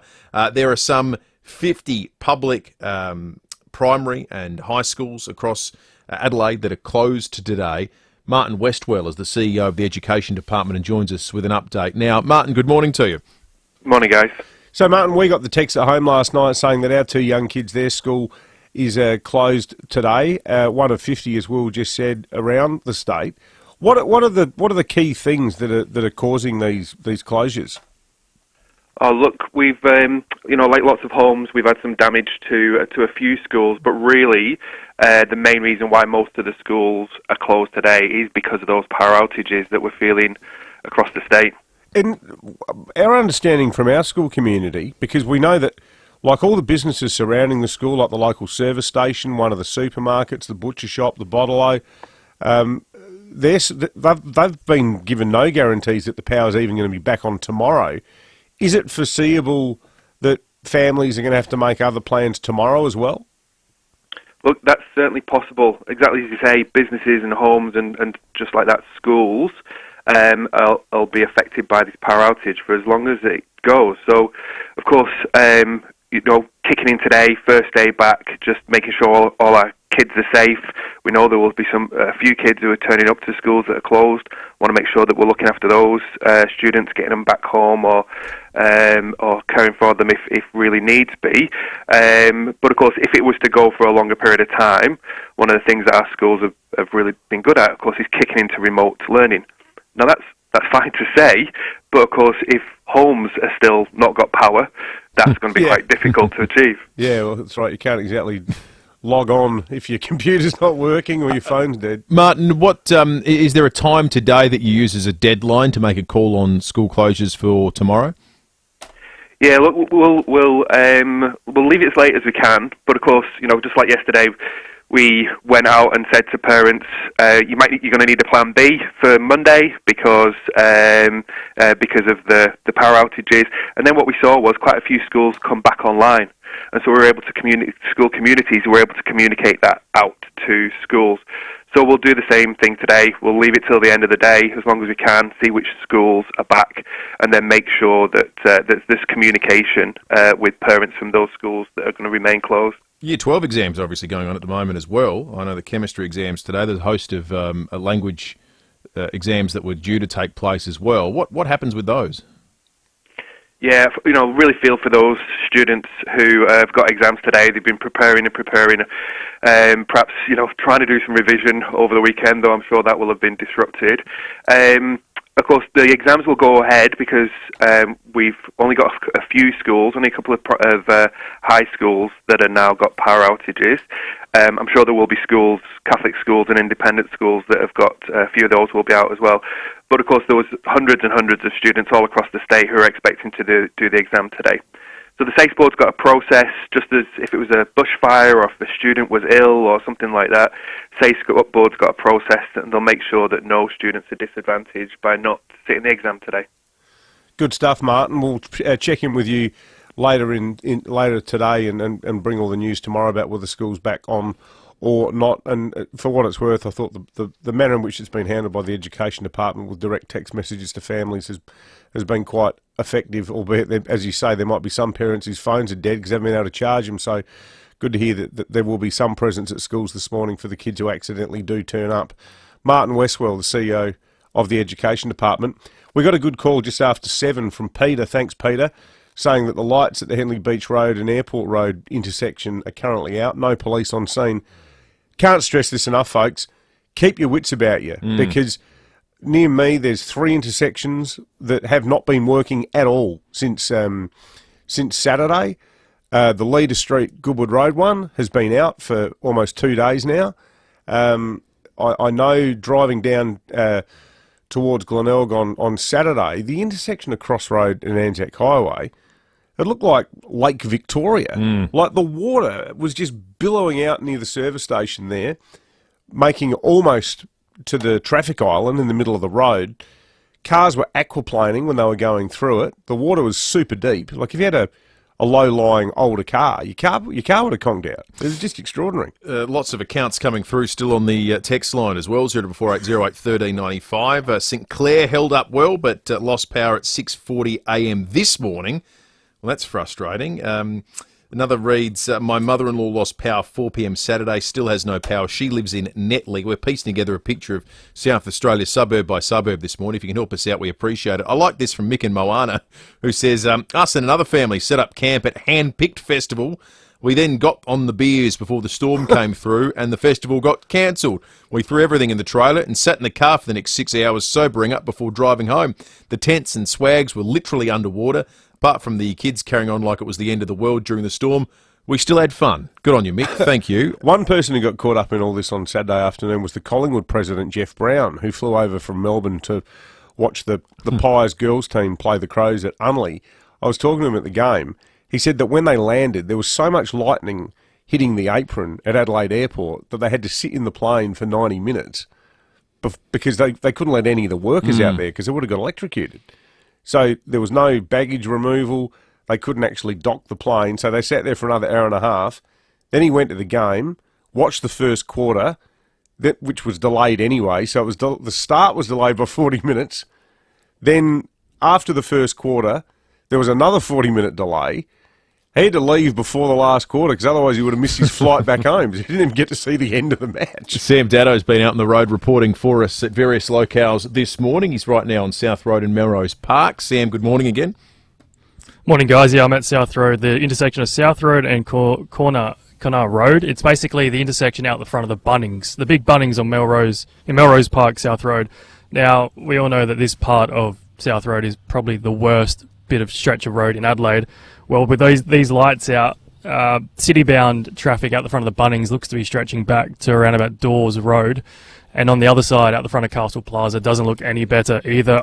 To what David was saying, keeping your wits about you, travelling from Hindmarsh to here, visibility at times was dropping extremely low from horizontal rain again.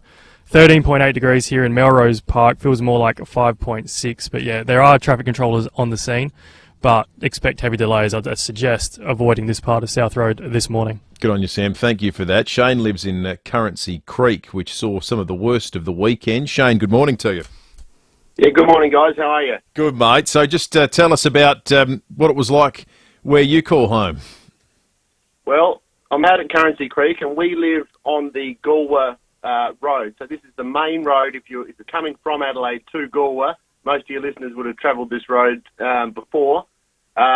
There's pictures I've sent through that sort of show what's happened, but if you've got plans to head to Galway anytime soon, this road is severely damaged. I've seen some of the pictures. It looks like a sinkhole, effectively. Yeah, so this is the creek at the bottom of our yard, and it's generally just a little winter creek. You can step across it. But obviously with that amount of rain feeding into it, it turned into a raging torrent. And there's a big concrete sort of drainway that generally goes under that road. That is completely gone. It has been eroded away. The water just completely consumed the road at the time. But since then, the road has just been sort of slowly deteriorating and collapsing in on itself. And I can tell you, for people that do travel this way a lot, this ain't something that's going to be fixed anytime soon. It is serious, serious damage. And, the main road is, so if you're heading to Galway for now, you'll be diverted back towards Middleton. And, that's really the only way around at this point. So crazy. Good on you, Shane. Shane Rogers there in Currency Creek. Thanks for that, mate. 17 minutes after 7. It's well worth your time this morning if you've got a computer anywhere near you to log on or on your phone to the FIVEAA Facebook and YouTube live stream, thanks to Foodland Supermarkets. The maestro of the live stream, Brooklyn Munn, has all these pictures that people are sending to us rolling through the coverage over the course of the morning. So be they Sam reporting at Melrose Park or Shane at Currency Creek or various people elsewhere, if you send us pictures, we'll put them up on the live stream so people can have a look at the very stories that were being told from all the suburbs around Adelaide, like McGill, where we find Nick. How are you guys going in McGill, Nick? Yeah, we're not too bad, thank God. Saturday was the worst for us. We had that real heavy, rumble and storm and water, and unfortunately the gutters couldn't cope. So we got a bit of water come inside, but by and large it wasn't too bad. But my house where I live, I've got an easement because behind us there's an ECH home, and they need their drain to run down. So I'm on a slope, but also I'm on a slope the other way. And the water coming down, it was about 1.5 meters wide and about 8-10 inches deep. And really, we couldn't cross if I wanted to get out of the house, I couldn't cross the street. But other than that, it was quite good. But I have got a bit of good news. Yesterday, excuse me, on the 13th of November, 1957, late mum, myself, a sister and a brother, we arrived in Port Melbourne. So it was our 65th year anniversary of having arrived in Australia. So there's something to celebrate. It certainly is, Nick. Good on you, mate. We're happy to have you here. 8223 0000 is our number. We're going to check traffic, come back with more of your texts and calls in just a moment. Stephen Rowe will join us as well, and then a little bit later in this hour, we're going to chat with Gary Starr, the Executive General Manager of Customer and Commercial at Australia Post, about getting you some hard deadlines around when you need to send Christmas packages to make sure they get to where they're intended to go before Christmas. Interstate, international, even intrastate. What do you need to do? Because there's all sorts of mixed messages around at the moment for what kind of delays you can expect. So we'll get to that very, very shortly. Traffic, Rowie next. Pretty wet and wild for the drive-in today, so do take it nice and easy and look out for a smash at Prospect, Regency Road near King Street. Littlehampton, flooding on the freeway, that's near Adelaide Road, while at Turingi, got a tree down blocking both lanes of Norton Summit Road near Climbers Track. Blackouts causing delays at intersections, including Somerton Park, Brighton Road at Elgar Road. And we've got lights on the blink today at Melrose Park. It's on South Road near Corona Avenue, just in front of the Bunnings. Equip your business for what's ahead with NAB Equipment Finance. Search NAB Equipment Finance. NAB, more than money. T's and C's, fees and charges, and lending criteria apply. Adelaide's most accurate traffic on 5AA. Everyday low prices, any time of year. Trust the mighty South Aussies. Great food lives here. Foodland, the mighty South Aussies, yeah. Foodland, the mighty South. You're watching the 5AA live stream, thanks to Foodland. Mighty South Aussies. This is your time to experience the best of life in your new luxury apartment. Meticulously crafted from the ground up. Choose from a range of spacious 2-bedroom, 2-bathroom apartments at Adelaide's most sought-after address, 88 O'Connell. Just a short walk to the CBD with picturesque views across the city, hills or coastline. Enjoy the convenience of a ground floor marketplace with bar and dining, pools and gymnasium. Apartments are selling fast. Visit 88o'connell.com. Right now, there has never been a better time to save on Cooper tyres. Every Cooper tyre is on sale. You heard it right. This is a massive Cooper tyre sale like you have never seen before. Guaranteed to last up to 80,000 Ks. They're better value than ever. Visit coopertyres.com.au to find your nearest authorised retailer. T's and C's apply. In-store only. Be quick. Offer available for a limited time. Cooper Tyres. Tyres worth owning. What does Bob Burns Blinds say to summer? Bring it on. I tell you what, when it finally arrives, it's going to be good, but you've got to get set for summer. And who better to do it with than the excellent people at Bob Burns Blinds, because they're giving 30 to 50% off everything. How's that? Up to 50% off. This is the perfect time to transform your home with Bob Burns Blinds' gorgeous window finishes, including their custom-made zip screen outdoor blinds designed and made right here in SA. Gotta love that. Designed and made here in SA. Now, we've been out and met the team at Bob Burns Blinds, and they're not just amazing folks. They are South Australian through and through. Bob Burns Blinds offers super quick installation, high-quality materials, and first-rate service, and it means creating stunning spaces has never been easier. They've been doing it for years and nobody does it better, so don't wait. Get set for summer now with 30 to 50% off at Bob Burns Blinds. Book your free measure and quote today, bobburnsblinds.com.au. Those summer nights. You go outside, the family's asleep, crickets chirp, and all is good. The stars shine down, and Pool's asleep, snuggled under her Walco blankie. She's warm, not evaporating, and you're warm in your heart because you're saving bucks. This feeling, it's called Walco. Walco pool blankies, liners and rollers, making a real splash in SA. For more than 10 years, Brenton Raglas and Kate Collins have brought you all the big stories on 9 News. David Penberthy and Will Goodings, 5AA Breakfast.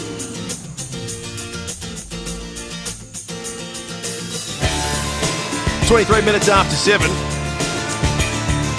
The audit of South Australian suburbs, towns and places affected by rain, wind and power outages this morning continues, and we're asking you to be part of it. 8223 0000 or text us on 0480 08 1395. Jump on the Foodland Supermarkets Facebook and YouTube live stream. Just tell us where you are right now. Power out. What's the state of your house, your property, the roads in your area? Do you have any intersections that are without power? Let us know. James rang in a short time ago saying the lights are also out in the Torrens Road and Woodville Road intersection. No police are on the scene at the moment. Thank you for that, James. Let's change tack momentarily and turn our attention to sport. Enjoy the same feeling you get with a new Toyota on a certified pre-owned Toyota at the wonderful people at North Point Toyota. Stephen Rowe, good morning to you. Oh, Pimbo and Will, good morning. After another wild night, a ridiculous storm Saturday, I just want to shout out to all our SES volunteers, emergency services and electricity lines. We had one in our street for about 6 hours in that wind. But they do a hell of a job, don't they? Our electricity was out for 26 hours. It was quite funny in the end because Gemma had a hens party at our house Saturday night. I don't know, there was about 40 girls there. It was in pitch dark. It was probably a good thing.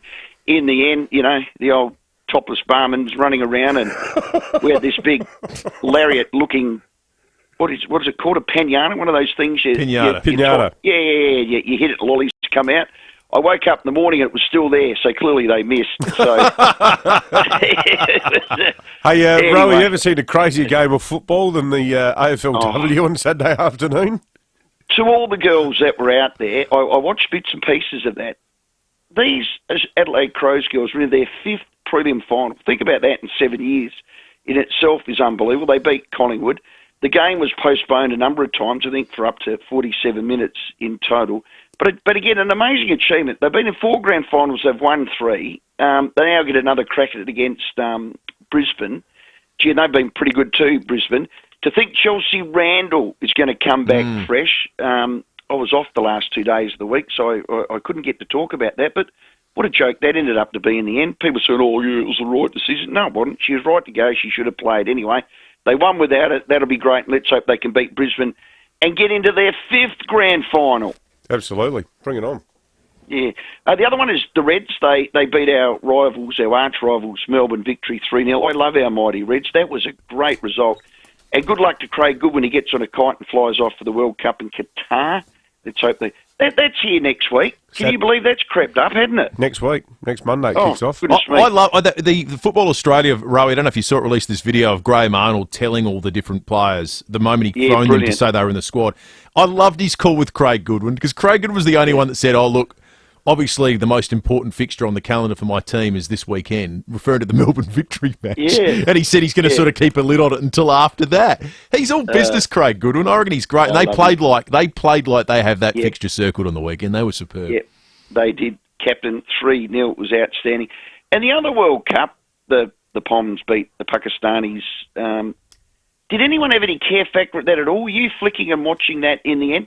Can you name another World Cup sporting event or a Com Games or anything where we were the hosts? So we were the host nation and we had as little interest in that as we did. I know there was a big crowd there, which is fantastic. We got a lot of expats and Pakistanis and the Poms, and it was a good spectacle. But, God, care factor for that World Cup was nil for me. What about you two? Well, I only started watching it. Kate and I watched an episode of The Crown, and but my son was watching it on his laptop, and about over number 14, he came running out of his room and he said, Dad, the Poms might lose. And I said, all right, turn it on. So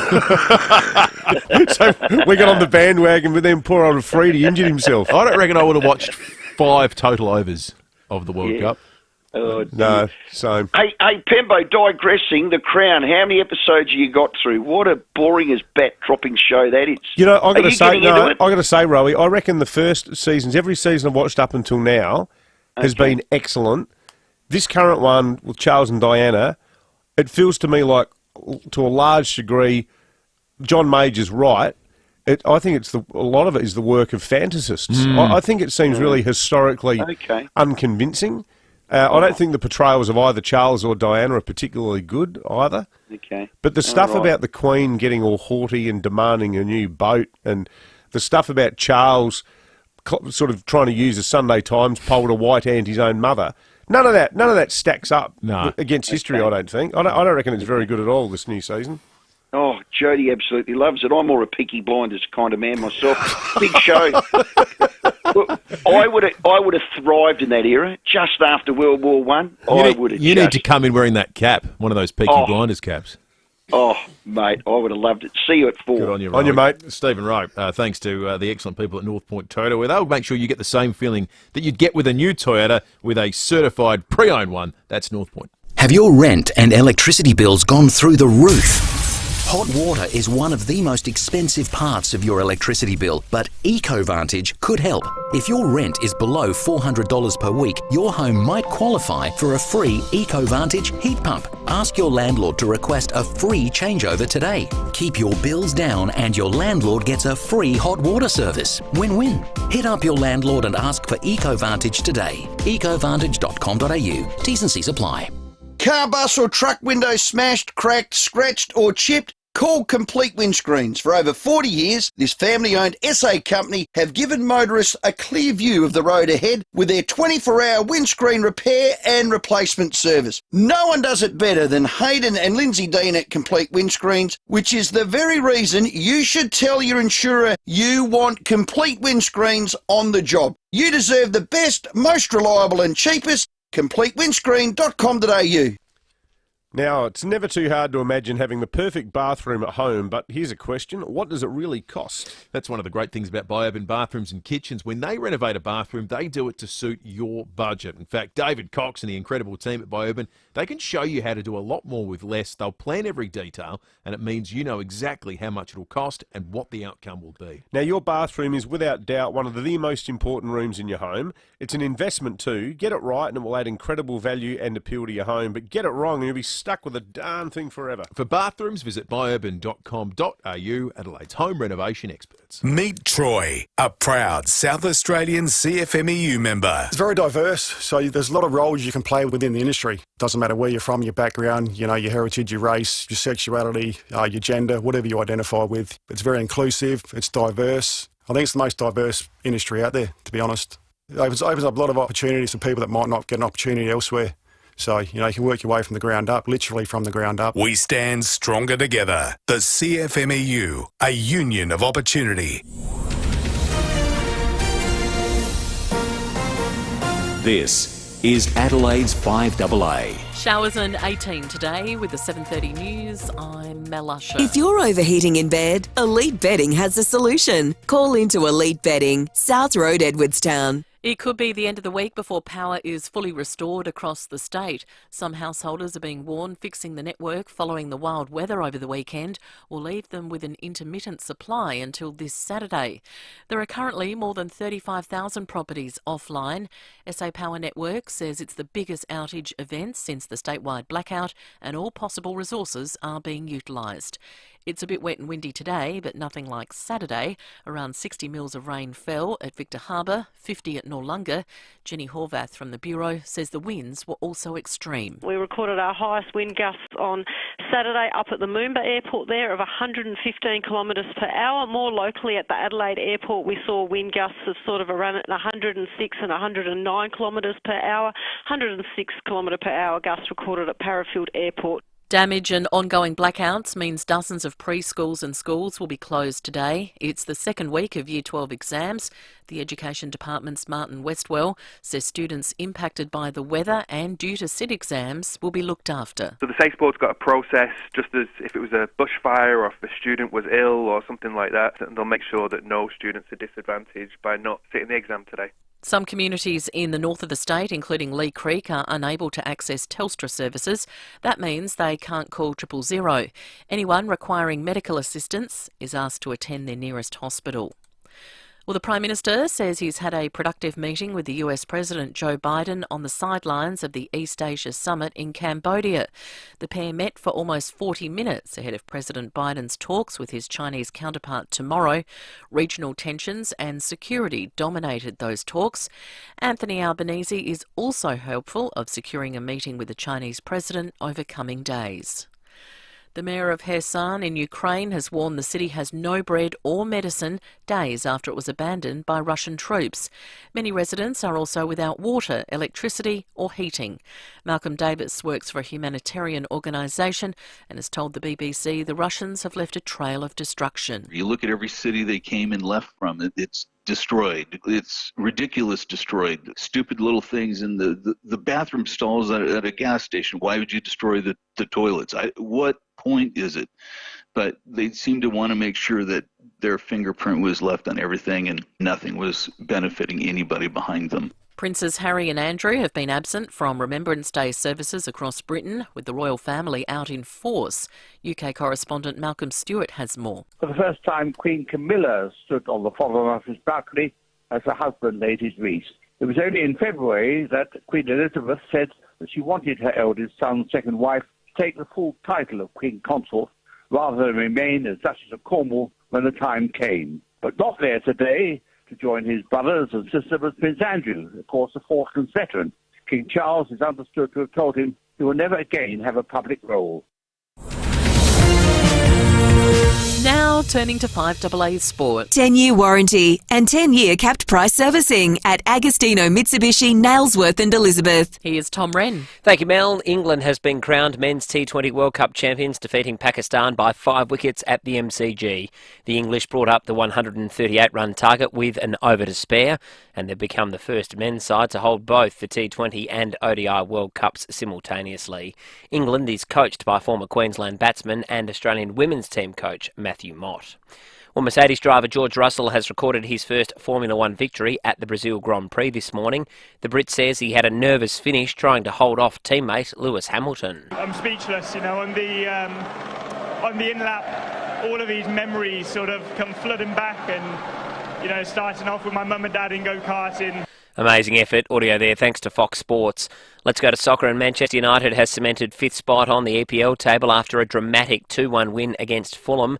The Red Devils grabbing the winner deep in stoppage time. Eriksson, back towards Garnacho, has got the speed to get in. It's a brilliant winning goal. What a prodigious talent this young man is. He's going to be very exciting, that audio, thanks to Optus. There was one other match overnight with Aston Villa, also 2-1 winners against Brighton. And in some tennis to finish, Switzerland has won the Billie Jean King Cup final in Glasgow, defeating Australia 2-0 this morning.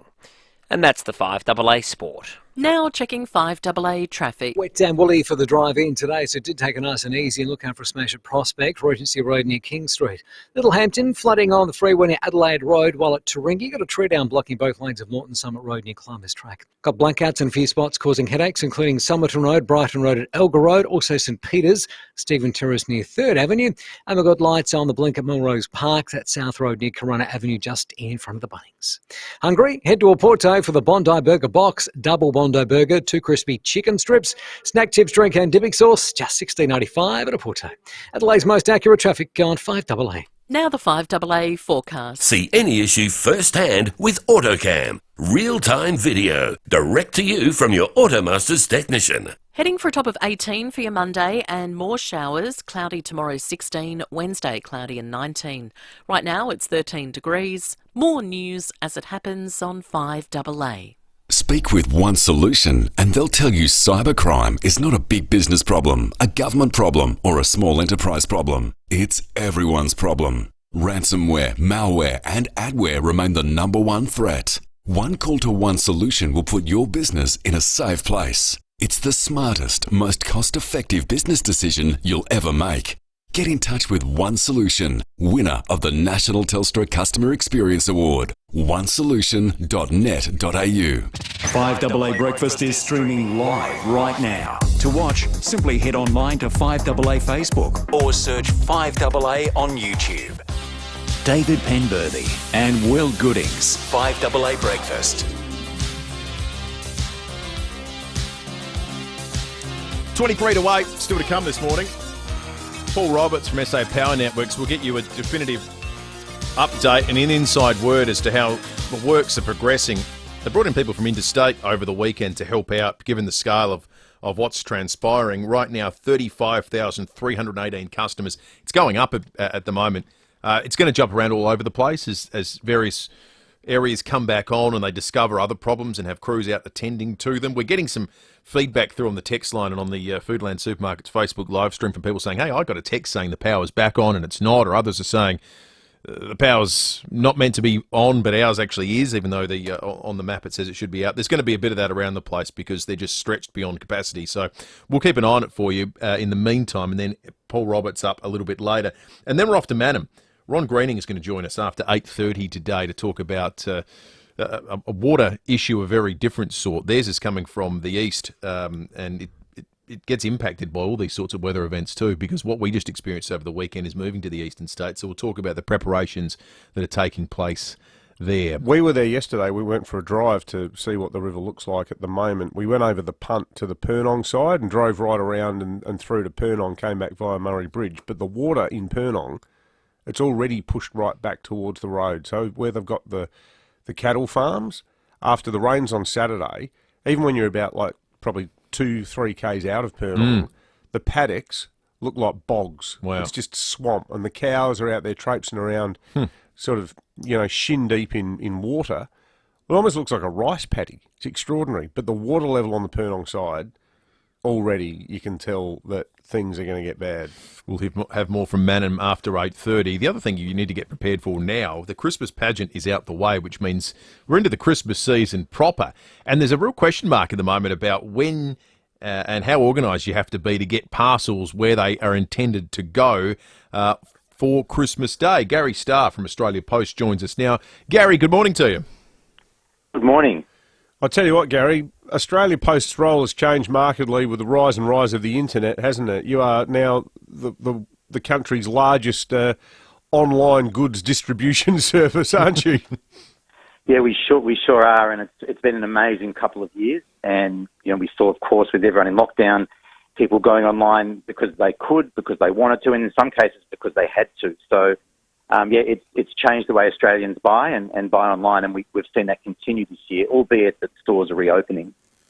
Gary, what we thought we might do, just to give listeners a bit of insight and a bit of help as they try to get organised for Christmas, is get some dates, or as best as you can estimate right here and now on the 14th of November, when people would need to send a package if they wanted to get it to interstate, overseas, or even just within the state. Do you have sort of some rough guidelines for what people will need to do to make sure those things get where they need to go by Christmas?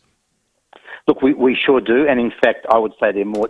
We're really locked in dates, so we're sort of hanging our hat on these dates. So, if sending parcels within Australia, Monday the 12th of December is the last posting date for parcel post, but you've got up till Monday the 19th of December, so the Monday before Christmas, for express post. So, still a lot of time, and that's anywhere around the country. I would say if you're outside Adelaide, you may want to add a day or so, but those dates are, we're very confident with those dates. Overseas, there's still some time too. So Monday the 21st of November is that first cut-off date for some countries, but then there's right up until December to get parcels into popular destinations like the UK, the US, New Zealand and Europe. So the best thing to do is to check out our website because there's different dates for different countries. Still time, though, to send on our standard service this month and then into December internationally. How important is it, Gary, that people stick by those dates? Because it doesn't sound like there's any wiggle room. And if you guys are out there up front, weeks ahead, giving a warning like this, people can't reasonably turn around afterwards and say, Auntie Ethel didn't get her gifts. Well, what I would say is in terms of online shopping, our survey data suggested like 2/3 of people intend to spend about the same as last year, but also go early. So with the sales last week, and I know that the pageant on the weekend really kicks off Christmas into the season in South Australia, people are already buying online through the sales last week, but the big cyber sales in the next couple of weeks is when a lot of people will do their shopping and take advantage of those sales. And so if they buy then, there's plenty of time to get the presents to them or to their loved ones by Christmas and certainly before those cut-off dates. Gary, is this just the nature of the post these days, or are you guys still dealing with the fallout post-COVID of staff shortages and other things? Oh, look, we're definitely in way better shape than we were this time last year. If you recall, we'd just come out of that Eastern Seaboard lockdown with 15 million people. We're still looking, like we've recruited 6,000 people over the last few months leading into Christmas, and we've still got some to go. And I would say to your listeners, anyone with a license for a van, a truck or a forklift, reach out to us because there are still jobs there. But we've been able to fill the vast majority of those roles. And so we're in good shape in terms of people. And we've added a number of sites this year and 6 extra planes. So it does get very busy, but we've been planning for months. And so this is the nature of the beast. And every year it gets busier. And it's just more popular now to shop online. COVID's really accelerated that trend. Yeah, absolutely. Great. It's great information, Gary. We really appreciate you joining us this morning and helping our listeners out with that. Gary Starr from Australia Post. Well and truly in a Christmas mode now after the pageant on Saturday. A lot of people use that as the date to put their tree up. You a tree guy, Will? You got a Christmas tree? We would. My wife and I would call ourselves tree people that don't always get the tree up. We love the Christmas tree. But the idea of the tree's there. Absolutely. Our family, the big event is always at Mum and Dad's. Bauble Day. We have Bauble Day, that's right. Yeah. Yeah. We have to buy another bauble this year for little Rosie. Oh, the tree's groaning already. I don't know how it's... It's good like one of those trees I saw on Anzac Highway on Saturday afternoon. I think it will. It'll be lying on its side. It's just about there, the poor thing. It's you can't even see the branches. 16 to 8, we're asking you for your help this morning to give us a sense about what the fallout from the storm's been in your suburb, 8223 000, wherever you might well be this morning, be it traffic incidents, power outages, traffic lights that are out, trees that are down, or just a tale of what happened at your place on a Saturday afternoon. Matt has called in, and Matt's on the road to the southeast. Morning to you, Matt. Yeah, good morning, gentlemen. Just off a unrelated subject, the big COVID station at Tailem Bend is gone, like packed up and gone. All the APCO huts, gone. Well, they might be needing that in a few weeks' time, the way things are looking. That's what I thought. Yeah, exactly. It was there Friday. How's the weather down there, Matt? Yeah, good. The road conditions are okay. It's only just spitting on the roads, so... Much debris? No. So just heavy rain going through Mount Barker and that. But as soon as you got to just past Murray Bridge, it was all just light showers and that. No debris on the roads or anything. We drove back from Murray Bridge yesterday and the freeway was fine. There's no water or anything like that around that you've seen? There was a big puddle where they've got cones on. I think like one lane's blocked just after Mount Barker, the main overpass. Oh, so yeah. when you're heading out towards the southeast, one lane pretty much closed. It's underwater. Which way are you going down to the Tackle southeast, mate? Are you going the Coorong way or through Keith? Oh, I'll go through Keith, of course. Yeah. Coorong's pretty bumpy. Yeah, certainly Yeah. is. And no overtaking lanes either. It's crazy. Matt, thank you. Appreciate that. Let's go to Hawthorne Dean. Margaret, what's it like in your suburb? Oh, gosh, it looks like a war zone. It's terrible. Trees down everywhere. We haven't had power since 4 o'clock Saturday.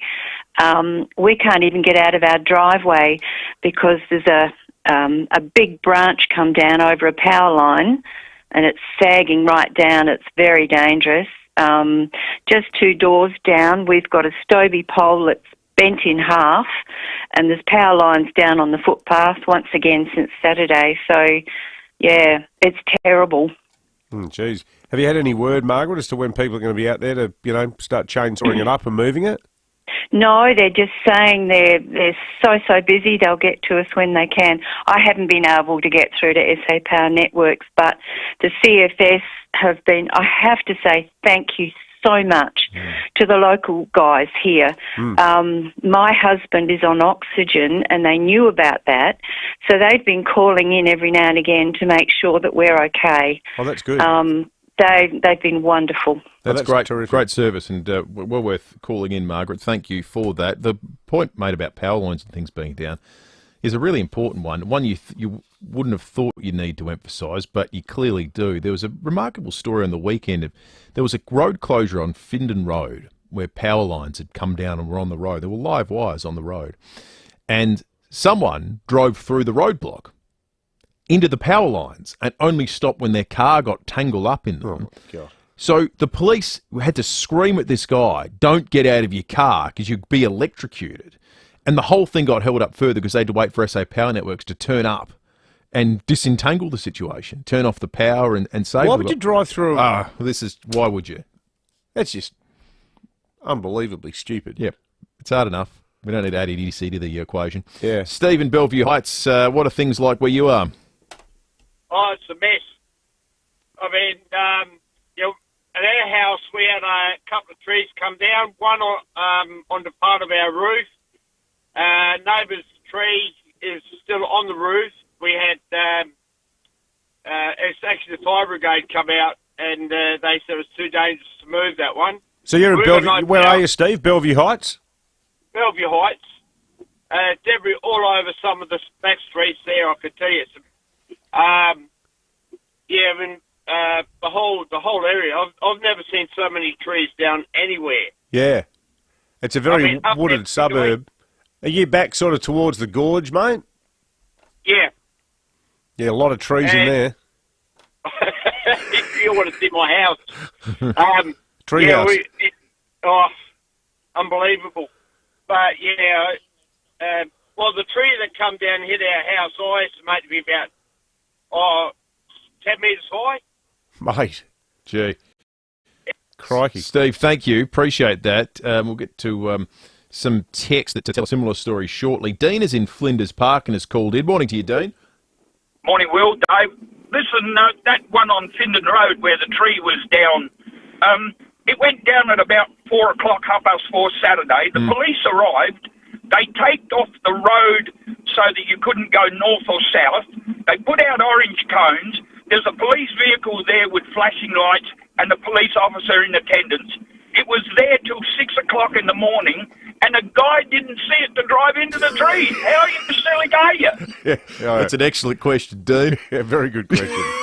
I think the answer to your question is extremely. Yeah, extremely, to say the least. Thank you, Dean. Let's go to Cheltenham. Bob, good morning. Good morning, guys.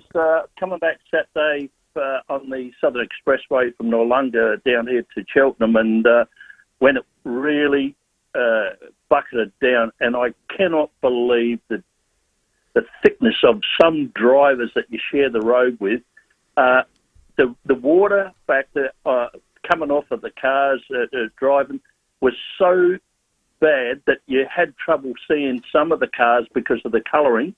And worst of all, they didn't have any lights on. So you've got the main perpetrators. I noticed this, that they were silver grey cars. So with low light, all this rain and the spray, and I'm thinking, where are your brains? Yeah. And we're sitting on a higher than normal speed, on an expressway. But the other part too, because the Southern Expressway is uphill down Dale, you had a lot of water flow, and it was flowing across the road. And I thought, gee, if some of these cars start aquaplaning, there's going to be an almighty pile-up. But the thing that really got me was everyone else is driving with lights on and can be seen, but you got the spattering amongst them where they didn't quite notice that other cars got lights on. And I thought, gee, we're really switched on, aren't we? Yeah, no, not at all. Good on you, Bob. Thank you for that. Noel's called in. Still no power at Port Noarlunga this morning. They got smashed down south. And thanks to Matt from Salisbury Heights, who is Matt the Garbo. He's out on the Garbo run this morning. Says St. Peter's looked like they copped it pretty bad. Plenty of fallen branches and debris out here. We're trying to get a sense. You know things are bad in St. Peter's when on bin day, when the yellow bins fall over and the street is just full of empty bottles of Saint Henri. It's a real hazard. Matt, thank you for that. We're trying to get a sense of how things are in every suburb in Adelaide this morning, and we're covering off a whole heap of them, but we need your help. 8223 0000 or text us on 0448 08 1395. Time to check traffic with summer just around the corner. Beat the rush and get your air conditioning sorted now with Mannix. Wet and slippery for the driving today. Do take it nice and easy. And at Taringi, look out for a tree blocking both lanes of Norton Summit Road near Climbers Track. You find localised flooding at Little Hampton. It's on the freeway near Adelaide Road, while at Prospect there's a smash at Regency Road near King Street. Lights out of action in a few spots, including Hindmarsh, Port Road at West Street, also Somerton Park, Brighton Road at Elgar Road, and look out for Camera Bartley Terrace at Westlake Shore. Live life in the fast lane with a free NBN fibre upgrade from Telstra. Find out more at telstra.com/fibre. Eligibility criteria apply. Adelaide's most accurate traffic on 5AA. Have spoken. Equal rights for everyone. Oceans without junk in them. No nasty chemicals in things. Search Sustainable 7 to hear more about what the future's got in store for Foodland. The most complex wills and estate plans. Donlan Lawyers can answer your questions and help carry out your final wishes. For wills and estate planning, visit donlanlawyers.com. Hindmarsh Square, Adelaide, and Ocean Street, Victor Harbour. Hi, Susanna Toop here from Toop & Toop. $450,000. That's the average price of an investment property in Adelaide. It's also the value of the asset you are trusting your property manager with. As a director and CEO of Toop & Toop Property Management and a lawyer, looking after your property is my team and I's sole focus, and we take this responsibility very seriously. Building long-term relationships with our clients is really important to us. Who are you trusting to look after your biggest investment? toop.com.au. Having a Rainwise pool installed is more than an investment in your property. It's a huge investment in your lifestyle. Nothing beats having friends and family around for summer of fun poolside. Now, we went with Rainwise for several reasons, mainly because they're just so good at what they do, but also, and this is important, because Rainwise is a family business with family values at the core of everything that they do, and they're locals as well, it means that you're guaranteed to have an exceptional experience. Rainwise stock Adelaide's largest range of Conquest fiberglass pools. Conquest have been around for over 50 years, so you know you're getting a quality product installed by the award-winning construction team at Rainwise. And I can tell you they're built to last, because yesterday I had to remove a giant gum tree branch from the inside of my Rainwise pool, and after I'd removed it, the pool was looking as good as ever. If you speak with Rainwise this month to organise your pool, they'll even throw in free pool heating. Now, it's for this month only, so act now for free heating with your Rainwise pool. Some T's and C's apply. Check out their website, rainwisepoolsadelaide.com.au. G'day, it's Eddie May from NRG Solar here. Everything is going up. We're seeing it in fuel, interest rates, in our everyday shop, even the humble lettuce. But there's one thing that's really going to bite. It's the hike in electricity, and it's not going away unless you do something about it. At NRG Solar, we'll show you how to zero out your energy bills with NRG solar panels and battery storage. So get in touch with NRG Solar today and start saving. Visit nrgsolar.com.au. City Discount Tires. Get saving this month at City Discount Tires. When you buy 3 Wild Peak AT3W all-terrain tyres, you'll get the 4th tyre free. The perfect tyre for your next adventure. City Discount Tires are a proud multi-tyre and wheel brand retailer offering great service at great prices. Visit citydiscounttires.com.au to find your nearest store. City Discount Tires. We're driven by value. City Discount Tires. 5AA Breakfast is streaming live right now. To watch, simply head online to 5AA Facebook or search 5AA on YouTube. David Penberthy and Will Goodings, 5AA Breakfast. 5 to 8, Sarah in St. Peter's just echoed what Matt the Garbo's told us. Says haven't had an SES crew out at all, looking at power out until well into Tuesday, possibly up to Saturday. Keeping an eye on a host of places that you, our listeners, have been reporting on for us this morning on 8223 0000 and on the text line and Foodland Supermarkets Facebook live stream. Sam Daddo's attending one of those, Henley Beach Road and Airport Road, the intersection where the lights are out. Sam, good morning. Are they still out then? Yeah, they're still out here. So, as you said, intersection of Airport Road, Henley Beach Road. There is police on the scene, but they're not directing traffic. Everyone seems to be doing a very orderly affair to get onto the road. Traffic slowly banking up, city-bound now onto Henley Beach Road. But yeah, just another intersection across Adelaide which has no power.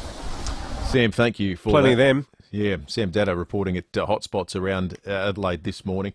If you've got something to report in your neck of the woods, we are all ears. We're trying to cover off on every suburb in Adelaide before 9 o'clock this morning, and listeners are doing a wonderful job reporting on the state of play where they are. Even some just to say, look, you know what, we've managed to escape the worst of it, and our power's still on. Jane in Aberfoyle Park says no power since 4 p.m. Saturday. Might not be back till Wednesday, we're hearing. Freezer full of food, ruin, no hot water, etc. But thank goodness for the battery radio. All the best, Joan. Good on you. All right, time for John Blake. Thanks to Aussie Fast Transport Solutions, interstate freight distribution, warehousing and local Adelaide couriers. Call Aussie Fast on 13 13 64. And now, a television audio engineer with another tip for real happiness. If you want to be happy for the rest of your life, here's an audio engineer's advice. Hopefully what he has to say bears fruit. Then you might want to put the sound on mute. G'day, I'm a television audio engineer with another tip for real happiness. If you want to be really happy, work at a TV station in the audio department. That way you can bring all the fantastic sounds of the world to the people so they get the full enjoyment out of their televisual viewing experience. Like the Christmas pageant.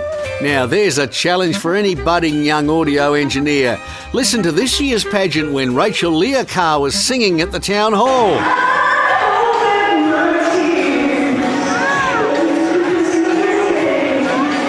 Notice how the audio is cleverly set up so that we can't actually hear Rachel Learcar, but we can hear the crowd enjoying themselves. That's what it's all about. People having a good time. Singers are a dime a dozen. We don't need to hear them. Peter Coombe, for example. Now, they could have arranged this so that the television audience could hear what the legendary Peter Coombe was singing, but where's the creativity in that?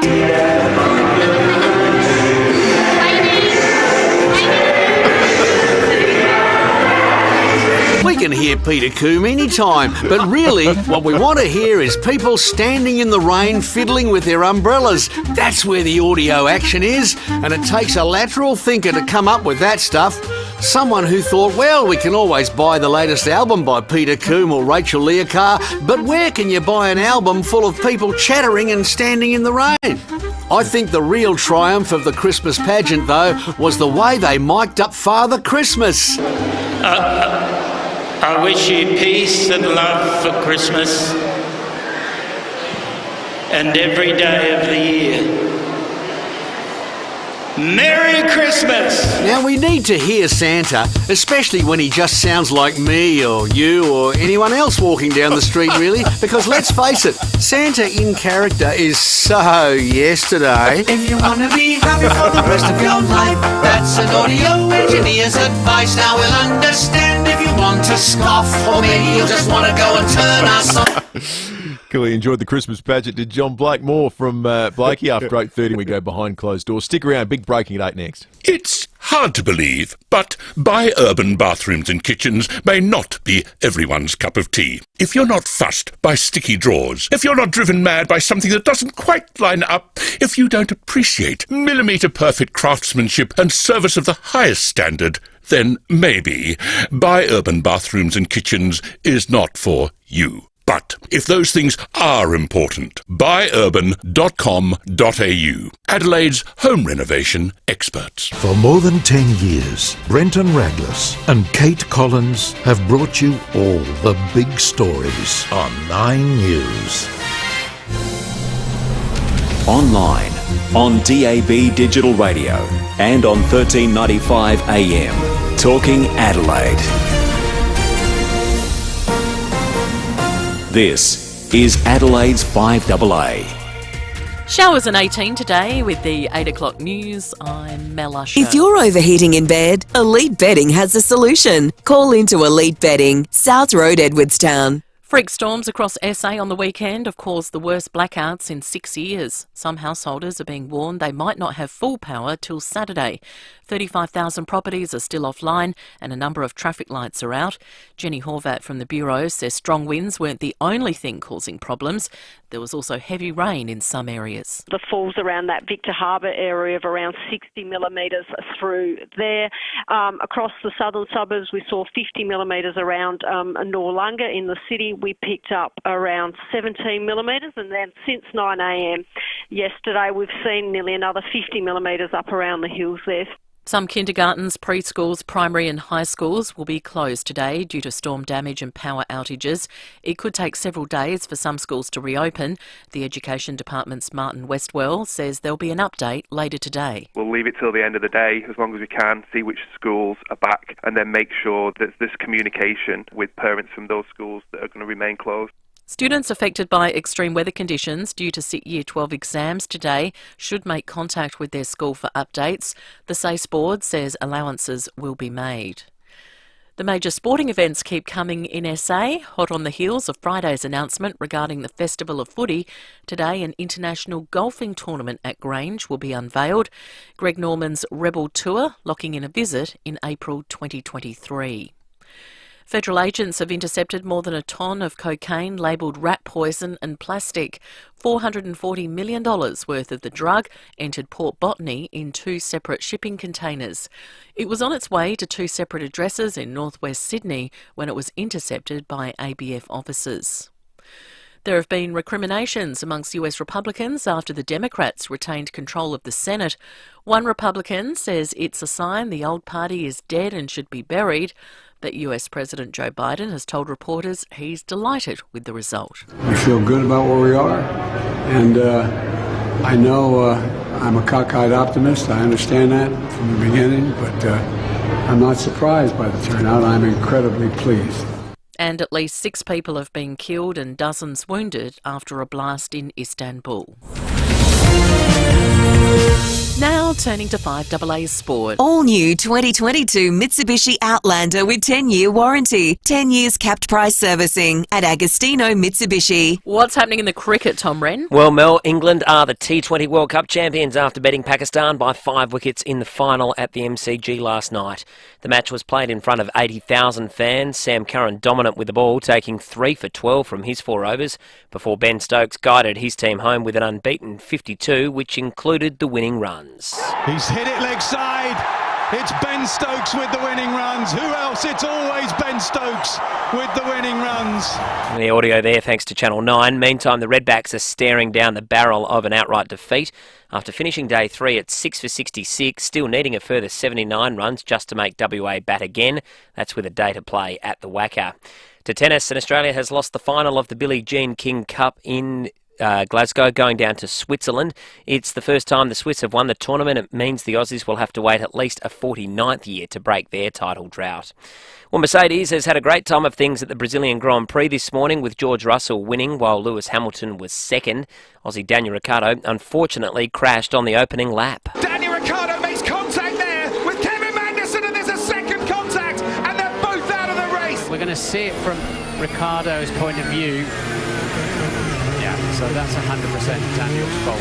Audio there thanks to Fox. To golf, American Tony Finau has just won his 5th PGA title after taking out the Houston Open by 4 shots. He was ahead of fellow American Tyson Alexander. Jason Day was the best of the Aussies, 11 shots back. Aussie Josh Giddey has recorded his first triple-double of the season for Oklahoma City. He had 24 points, 10 rebounds and 12 assists in their 10-point NBA win over the New York Knicks. And 2 games in the English Premier League overnight, with Manchester United 2-1 winners against Fulham, while Aston Villa also had a 2-1 win against Brighton. And that's the 5AA Sport. Now checking 5AA traffic. Roads are pretty damp for the drive-in today. Take it nice and easy. And at Wingfield, look out for a multi-car smash on the Salisbury Highway near the North-South Motorway. Prospect, another collision, Regency Road near King Street, while at Taringi, tree down blocking both lanes of Norton Summit Road near Climbers Track. Blackouts in a few spots today, including St Peters, Stephen Terrace near 3rd Avenue, and Hindmarsh Port Road at West Streets. Got a camera too, May Terrace at Lockleys. Smash your crunchiest cravings with Red Rooster's $5 Crunch Box. 2 pieces of crispy fried chicken and golden chips. Prices vary by region. Get it where you can, while you can, available till 4 p.m. Adelaide's most accurate traffic on 5AA. Now the 5AA weather. See any issue firsthand with AutoCam. Real-time video, direct to you from your Automaster's technician. Showers today and 18, cloudy tomorrow 16, Wednesday cloudy and 19, and then sunny and 23 degrees on Thursday. Right now it's 13 degrees. More news as it happens on 5AA. 5AA's Business Lounge with Leith Forrest. I'm here with Kathy Nagel, Chief Executive Officer of Western Hospital. Welcome, Kathy. Thanks for having me, Lee. So chronic diseases can sometimes lead to heart and vascular conditions. Why is early intervention so important? More young people than you'd think are dying unexpectedly or missing the signs of heart disease. Not everyone realises ignoring warning signs, putting off your checkups and leaving these things untreated could actually cost your life. Absolutely. You've got to listen to your body. What kind of interventions are available at Western? Well, the interventions range from cardiovascular health checks to diagnostic interventions like angiogram and stenting. And should people require surgery, Western can help? Definitely. At Western Hospital, we endeavour to make patients' lives easier through our multidisciplinary approach to care. Our cardiovascular clinical services are really well supported by an intensive care unit with specialist physicians and experienced nurses. Thank you, Kathy. To learn more about Western Hospital, your hospital that cares, visit westernhospital.com.au or give them a call, 8159 1200. Ken Hall Plumbers began nearly 40 years ago and in that time has become known in SA for trusted quality trades.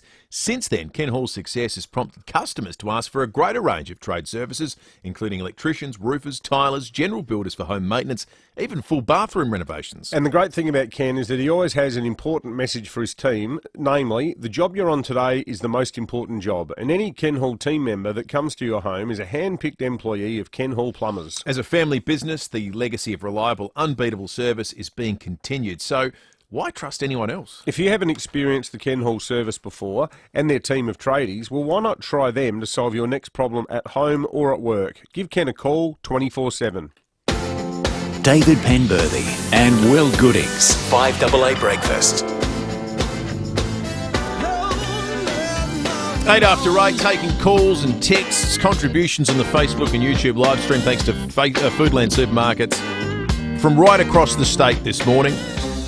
Ticking off on suburbs, north, south, east and west, regional areas as well. If you've got a report for us on what things were like on Saturday, indeed, what they're like waking up on this Monday morning, we would love to hear your story. And any tradable information is worth its weight in gold this morning too. Intersections without power, if you've got a situation whereby there was some localised flooding, trees down, anything like that, 8223 0000 is the number you want to call, or fire us off a text on 0448 08 1395.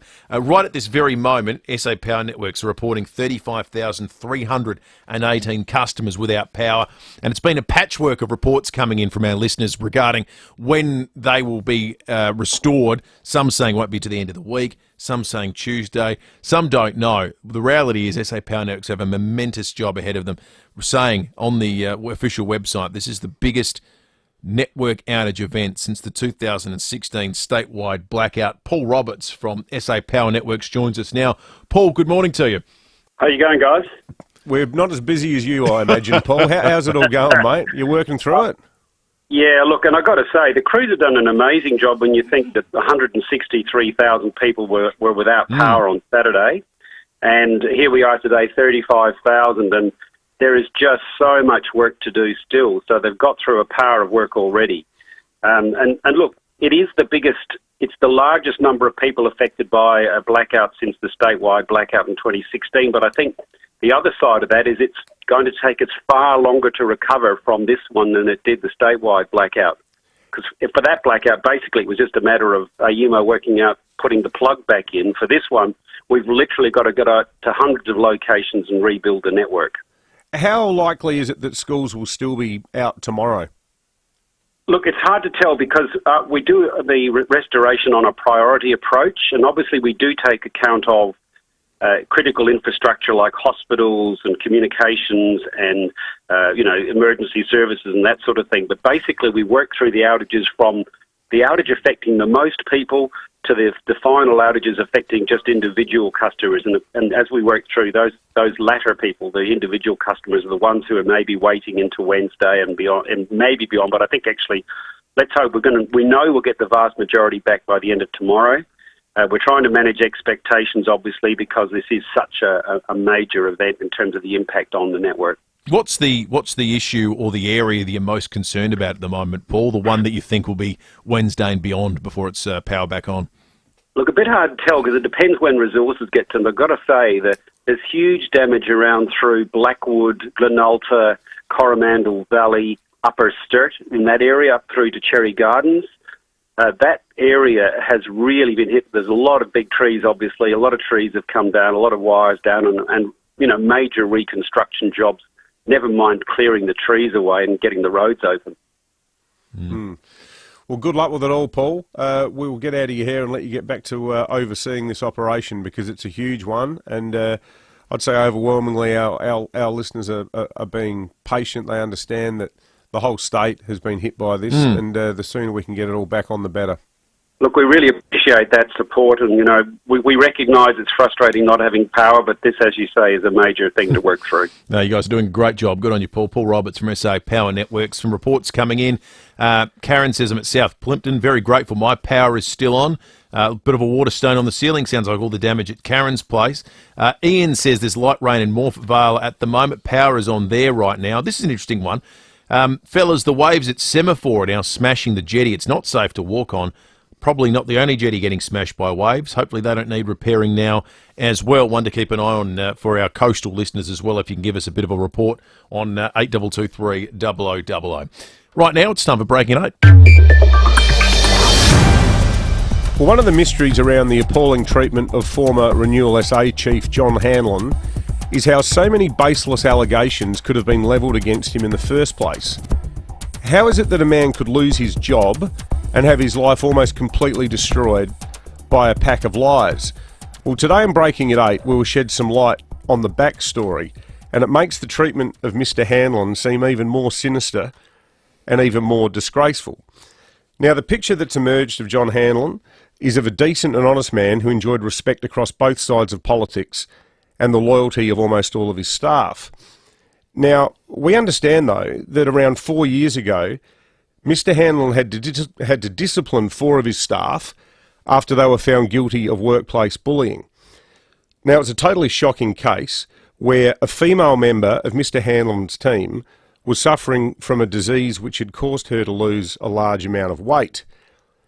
This woman was due to get married, and one day, to her horror, she learned that 4 of her work colleagues had mocked up an image of her as a skeleton dressed in a bridal gown. They were distributing this appalling image around the office as some kind of sick joke. Now, being a good employer and also a good man, John Hanlon did the right thing. Excuse me.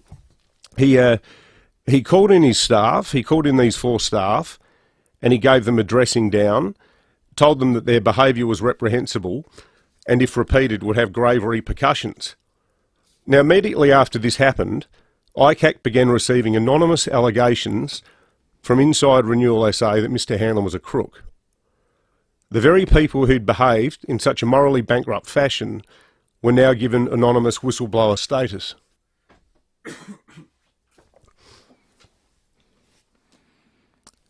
Just bear with me, I've got a frog in my throat. So after this, the allegations were coming thick and fast, and of course none of them were true, we can only assume that they were being made for two reasons. The first is that his accusers had simply got the wrong end of the stick, or the second is that they were deliberately lying to destroy him. But whatever the case, the impact of the allegations was made worse by two other things. The first was the ineptitude of the ICAC investigation, and the second was that the organisation was desperate for a scalp. Indeed, it was operating under a written directive saying this: it is important that it results in a successful prosecution. Now, how is it that we as a community have a situation where a bunch of people who are completely embittered are allowed to go down the path of taking anonymous potshots at this guy that appear to have no basis in fact? Now, there's one example that shows how absurd these allegations were. ICAC was told by a whistleblower that they had heard Mr. Hanlon say that he was going to attend a dinner on work time with somebody who he described as my niece. Well, it turns out that the person he was meeting was not someone he described as my niece. It was a man called Manish Bindi. Now, Manish Bindi is the head of the Urban Development Institute of Australia, and the dinner that they had in the Barossa Valley was wholly work-related. But because one of these disgruntled bureaucrats who'd rightly been disciplined had heard him say Manish, they put him under surveillance for that. What a farce. It's unbelievable. There's other things too. He was also accused of attending the Melbourne Cup and on work time, and he could immediately come back and respond and say, no, I wasn't even at Flemington. I was not at the Melbourne Cup. I can explain absolutely everything about that. Then it turned out that he was actually in Melbourne for work, and while he was there in private time on a Saturday, he went to an ordinary race meet with one of his old friends, paying for everything out of his own pocket. So then that part of the investigation was amended to say, he attended the Melbourne Cup Racing Festival. As if this was still some black mark against his name. Sean Fuster's piece on Sunday too, absolutely remarkable, showing that for the alleged $15,000 in public money that was misused by this man, which was never misused anyway, he didn't do anything in Germany involving his family that was untoward. ICAC itself spent $20,000 going over there to Germany to investigate, and while they were there, two of the ICAC investigators did absolutely nothing for 2 days and billed the taxpayers for all of their food and their accommodation.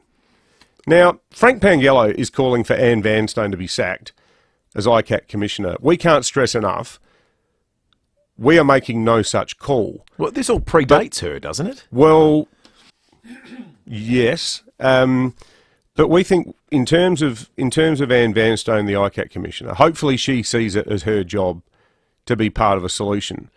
But I would say that her response so far to this has been thin at best. Much of it can be translatable as "don't blame me, it was the previous guy." But we still have a system where these people with no moral compass who did such a disgusting thing to that innocent woman, teasing her, bullying her the way they did, they can hide behind anonymity. And the entire thing, this is terrifying. Like, this almost cost John Hanlon his life. It cost him his job. It cost him his $400,000 a year job. His contract was not renewed before he'd even been charged with anything. Like, there is zero natural justice in this.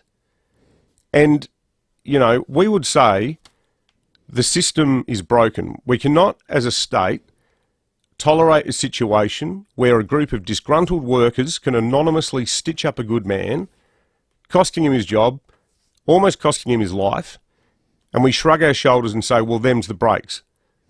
The system is broken, needs to be fixed, and Mr. Hanlon needs to be compensated handsomely for the injustice he's endured. Just can't believe we've got an ICAC that at any level went, oh, so you've overheard someone at work might be out to dinner tonight. Like, with Manish. Unless it's with a KGB spy and a brown paper bag of money, they should have just laughed that one off, I would have thought. just staggering, the whole thing. It's a remarkable story. So many massive revelations in that breaking at 8 this morning. Let's check traffic. With summer just around the corner, beat the rush and get your air conditioning sorted now with Mannix. Damp and slippery for the drive-in, so take it nice and easy. And at Wingfood, look out for a multi-car smash on the Salisbury Highway to the north-south motorway. Solid delays inbound there. Prospect got a smash, Regency Road near King Street, while at Taringi, tree down blocking both lanes of Norton Summit Road near Climbers Track. Look out for blackouts affecting lights at Brighton Road near Sturt Road, also at High Marsh, Port Road at West Street, and we've got a camera, Fairfield Road at Elizabeth. Is your car's air conditioning ready for the warmer weather? If not, get it serviced by the CanStar award-winning team at UltraTune, voted #1 again. Call or search UltraTune today. Adelaide's most accurate traffic on 5AA. Everyday low prices, any time of year. Trust the mighty South Aussies. Great food. You're watching the 5AA live stream, thanks to Foodland. Rowie and Timmy G. Adelaide, I reckon we're going to make it so good that it's going to set a bar so high. It's got that feeling. 4 p.m. weekdays on 5AA. Get a read on local dining. Get a read on when the sun will be shining. Get a read on today with The Advertiser. And enjoy full digital access for only $1 a week for the first 12 weeks. Minimum cost $4. Search The Advertiser offer today. Conditions apply. Speak with One Solution and they'll tell you cybercrime is not a big business problem, a government problem, or a small enterprise problem. It's everyone's problem. Ransomware, malware, and adware remain the #1 threat. One call to One Solution will put your business in a safe place. It's the smartest, most cost-effective business decision you'll ever make.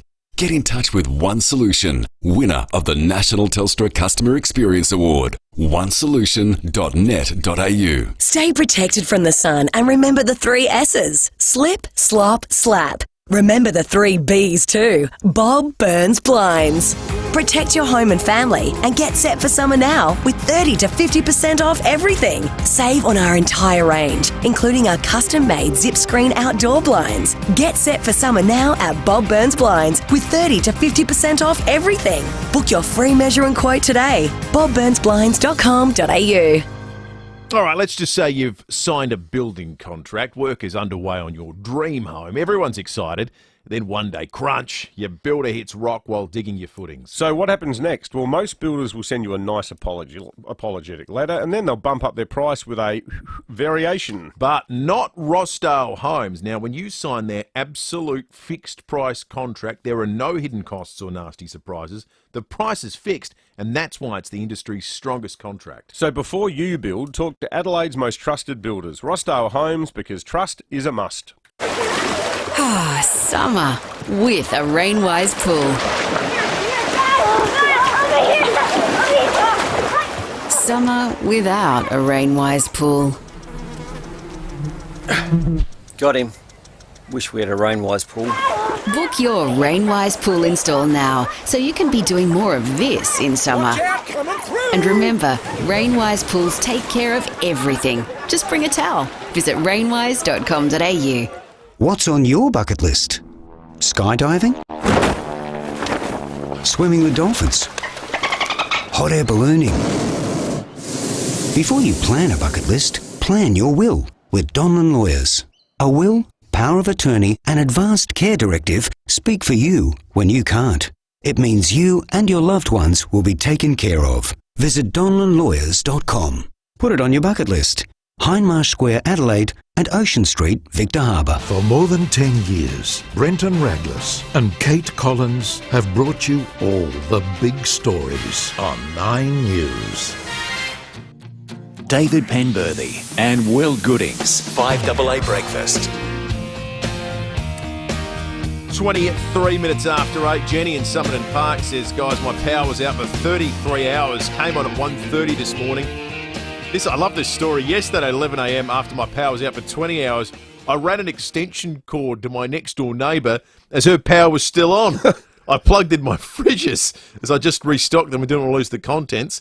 Got to have a shower and plug a lamp in last night. Never want to go through that again. Geez, that's a very good neighbour you've got there, Jenny. I hope you buy him a gift or a thank you. For sure. Let's talk real estate. Susanna Toop from Toop and Toop joins us. Morning to you, Susanna. Good morning, guys. Well, you would have had a few real estate agents who became almost airborne if they were doing auctions late Saturday, Susanna. Oh my goodness, it's been absolutely wild out there, hasn't it? I mean, 4 o'clock, I think it sort of came through the worst of it on Saturday, but luckily none of our auctions were interrupted. They still all went ahead, and we saw surprisingly good numbers still at opens, about 660 groups, but it was definitely the very brave buyers that were out looking at property this weekend, that's for sure. Just do a couple of the results so that we still got under the hammer. There was one in Lockleys, a 3-bedroom, 1-bathroom courtyard home on around 385 square metres, sold under the hammer for $899,000. And in Fulham Gardens, a 4-bedroom, 1-bathroom family brick home on around 550 square metres, sold for $700,000. So a couple of great results there. And just to our rental properties, we had our most popular ones were in the city and Forestville. So a 2-bedroom, 1-bathroom apartment on Halifax Street, advertised for $480 a week, had a massive 3,200 view online. And a 2-bedroom, 1-bathroom unit in Forestville for $290 a week, had over 2,700 views online. Geez, it sounds like it's still super competitive in the rental space. Yeah, look, it is. And look, we're coming into the busiest time of year. December, January, we typically see a spike of properties coming on the market. But currently at the moment, there's 17% less homes than this time last year. So that kind of uplift in stock that we'd expect that would sort of flush through and have a lot more renters being able to find property, it's just not come yet.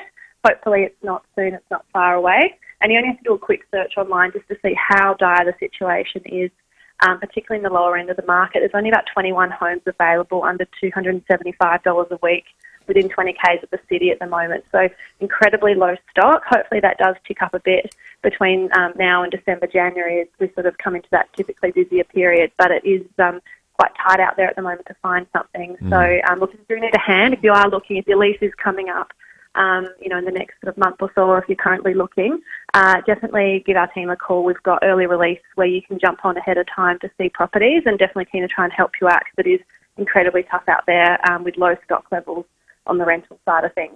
Thanks, Susanna. Susanna Toop there from our good friends at Toop & Toop Real Estate. We got a call just a moment ago. The Port River Expressway heading towards Port Adelaide is currently at a standstill. Any information you can give us on this extraordinary Monday morning, we appreciate. 8223 0000 or shoot us a text 044808 1395. We'll do Fuel Watch in the meantime, thanks to the free My RAA app, which you can download, and in an instant you'll be able to know where all the cheap spots are. Here's a few that we've managed to spot for you. Petrol is largely all over the place. Seems to be coming down, though. $1.99 at the OTR by the entrance to the freeway. $1.87 at the OTR at Glynburn Road at Tranmere. $1.77 on O'Connell Street, North Adelaide. $1.73 at the Ampole on South Road in Clovelly Park. Diesel is cheapest at $2.17 at the BP Largs Bay and Victoria Road. Otherwise, you're looking to pay up around the $2.29 mark for much of Adelaide. Let's head to West Croydon. Greg, what was things like in West Croydon over the weekend? Oh, they were a bit rough, but, we were lucky. The trees across the road from us were going helter-skelter. But I'd like to give a bouquet to the South Australian Jockey Club for canning the races on Saturday morning, mid-morning. They delayed the first one by a fair bit, and then they said, no, we got too much lightning, we're going to can the whole lot. And thank God they did, because at least everyone walked away properly. Yeah. And I think the meeting's got to be held over onto Wednesday this week. But that's terrific to see someone had some, whatchamacallits, to do the hard thing. Yeah, absolutely, Greg. Well said, mate. Would have been scary for the old horses running around in that. Yeah, scary for everybody, I think. 28 minutes after 8. 5AA News is coming up. We're off to the river next.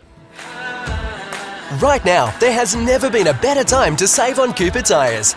Every Cooper tyre is on sale. You heard it right. This is a massive Cooper tyre sale like you have never seen before. Guaranteed to last up to 80,000 Ks. They're better value than ever. Visit coopertyres.com.au to find your nearest authorised retailer. T's and C's apply. In-store only. Be quick. Offer available for a limited time. Cooper Tyres. Tyres worth owning.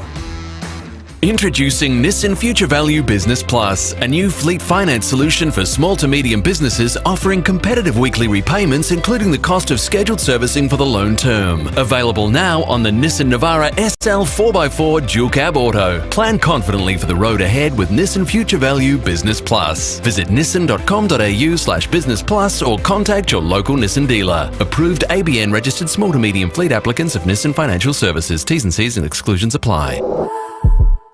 Now, it's been a long time coming, but finally summer is on the way. We've had a bit of a sneak preview of it. It's disappeared for a few days again, but it will be back.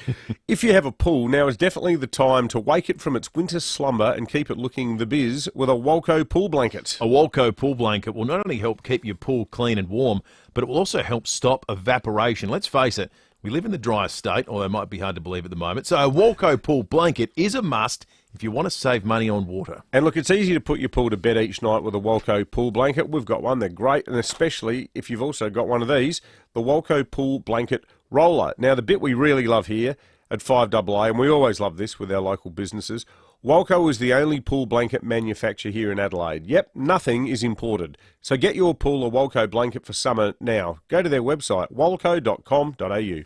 Hi, it's Eddie May from NRG Solar. Did you know solar is still the cheapest form of power in South Australia? So if you're not going solar, you're paying too much for your electricity. Jump on board now before the government rebates fall again at the end of December. Act now and you can save thousands of dollars on a typical system tailor-made for you. If you wait until next year, those savings simply won't be there. Get in touch today. Visit nrgsolar.com.au because solar is all we do. This is Adelaide's 5AA. Showers and 18 today with the 8:30 news. I'm Mel Usher. If you're overheating in bed, Elite Bedding has the solution. Call into Elite Bedding, South Road, Edwardstown. SA Power Networks crews are still trying to restore power to more than 35,000 homes and businesses. 163,000 properties were impacted on Saturday due to the wild weather.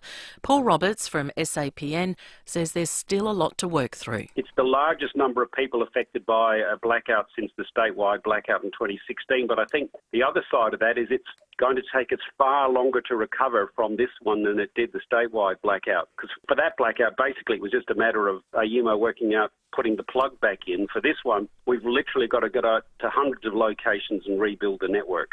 Some householders are being told the power may not be fully restored until Saturday. The SES has dealt with over 1,600 jobs, most of them for trees down and flooding. Businesses are already counting the cost. These traders telling Nine the stock losses are significant. Easily in the tens of thousands. Yeah, pretty much all perishables. We've done our best to salvage and move things off-site. Meat and fish and all that. Have to throw out the lot. Dozens of public schools and preschools across Adelaide will be closed today, either due to power outages or damage. Information about school closures is available on the Department for Education website and via their social media accounts. The SACE board will make arrangements for students impacted by outages who are due to sit exams. Well, last week it was footy, this week it's golf. Greg Norman is in town today to announce he's bringing his Rebel Tour to Grange in April 2023. It's the second major sporting event following the Festival of Footy to be announced in 4 days.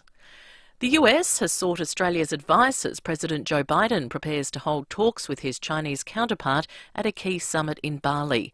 Michael Packey is on the road with the Prime Minister in Cambodia. President Biden spoke with Anthony Albanese for 40 minutes ahead of his talks with China's Xi Jinping at the G20 today. The US has been consulting its closest allies to identify issues that can be canvassed at the meeting. Regional tensions, war in Ukraine and global economy will top the agenda.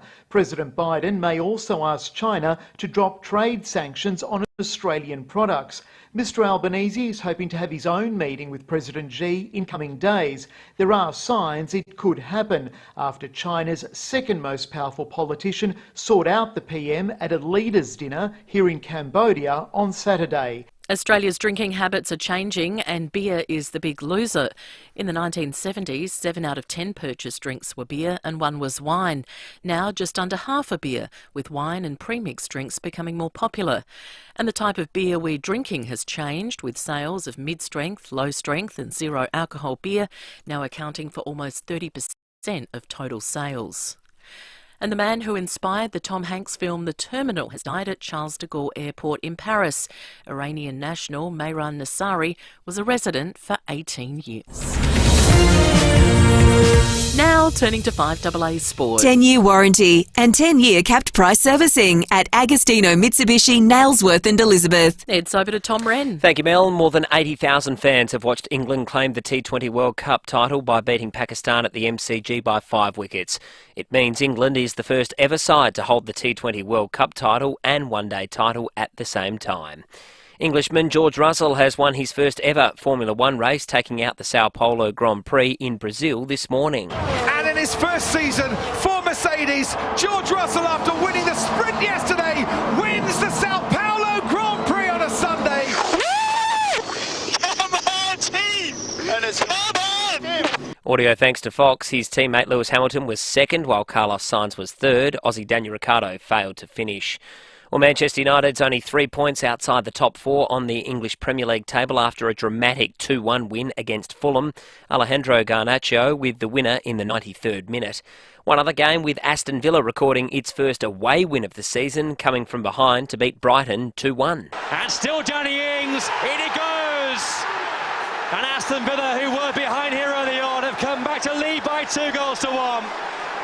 And Danny Ings has scored them both. Audio thanks to Optus. Let's go to the NFL. The Minnesota Vikings' incredible season has continued, upsetting Super Bowl fancies, the Buffalo Bills, 33-30 in a thrilling match in overtime. 2nd and 10. Allen steps up and throws. An interception! Patrick Peterson! And in this heavyweight bout, the Vikings with the knockout blow. The Vikings win the game of the year. Yeah, it was a cracker, that audio thanks to ESPN. Elsewhere, Tom Brady led the Tampa Bay Buccaneers to a 21-16 point win over Seattle in the NFL's first regular season match in Germany. And Gillaroos coach Brad Donald is continuing to tinker with his lineup ahead of tomorrow's Women's Rugby League World Cup semi-final against PNG. And that's the 5AA Sport. Now checking 5AA traffic. Wet and slippery for the drive-in. Do take it nice and easy. And look out for a multi-car crash at Wingfield. It's on the Salisbury Highway near the north-south motorway. Solid delays inbound. Try using Port Wakefield Road to avoid delays. Littlehampton flooding on the freeway near Adelaide Road. And at Taringi, got a tree down there blocking both lanes of Norton Summit Road near Climbers Track. Got a few blackouts affecting lights, including Brighton Road near Sturt Road. Also High Marsh, Port Road at West Street. And got a camera East Terrace at Henley Beach. Burbank Homes is offering 50% off your choice of any upgrades. Add the finishing touches to your new home for half price. Search Burbank Homes. Adelaide's most accurate traffic on 5AA. Now the 5AA forecast. See any issue firsthand with AutoCam. Real-time video, direct to you from your Automasters technician. Showers and 18 for your Monday, cloudy tomorrow 16, Wednesday cloudy 19, Thursday sunny 23. Right now it's 12 degrees. More news as it happens on 5AA. If you want to build a new home, something that reflects you and your lifestyle, then you really need to speak with Beechwood Homes. And just so you know, they won't try and sell you a house plan. In fact, there's no house plans until you tell them what you want. So go for it. Start thinking of all the possibilities or get in touch with Beechwood Homes for a few thought starters. Life's good. It's even better in a Beechwood home. Google Beechwood Adelaide. 5AA Breakfast is streaming live right now. To watch, simply head online to 5AA Facebook or search 5AA on YouTube. David Penberthy and Will Goodings, 5AA Breakfast.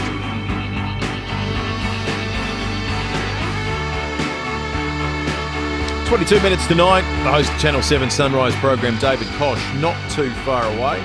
We'll go behind closed doors shortly as well. But first, we're off to the Murray.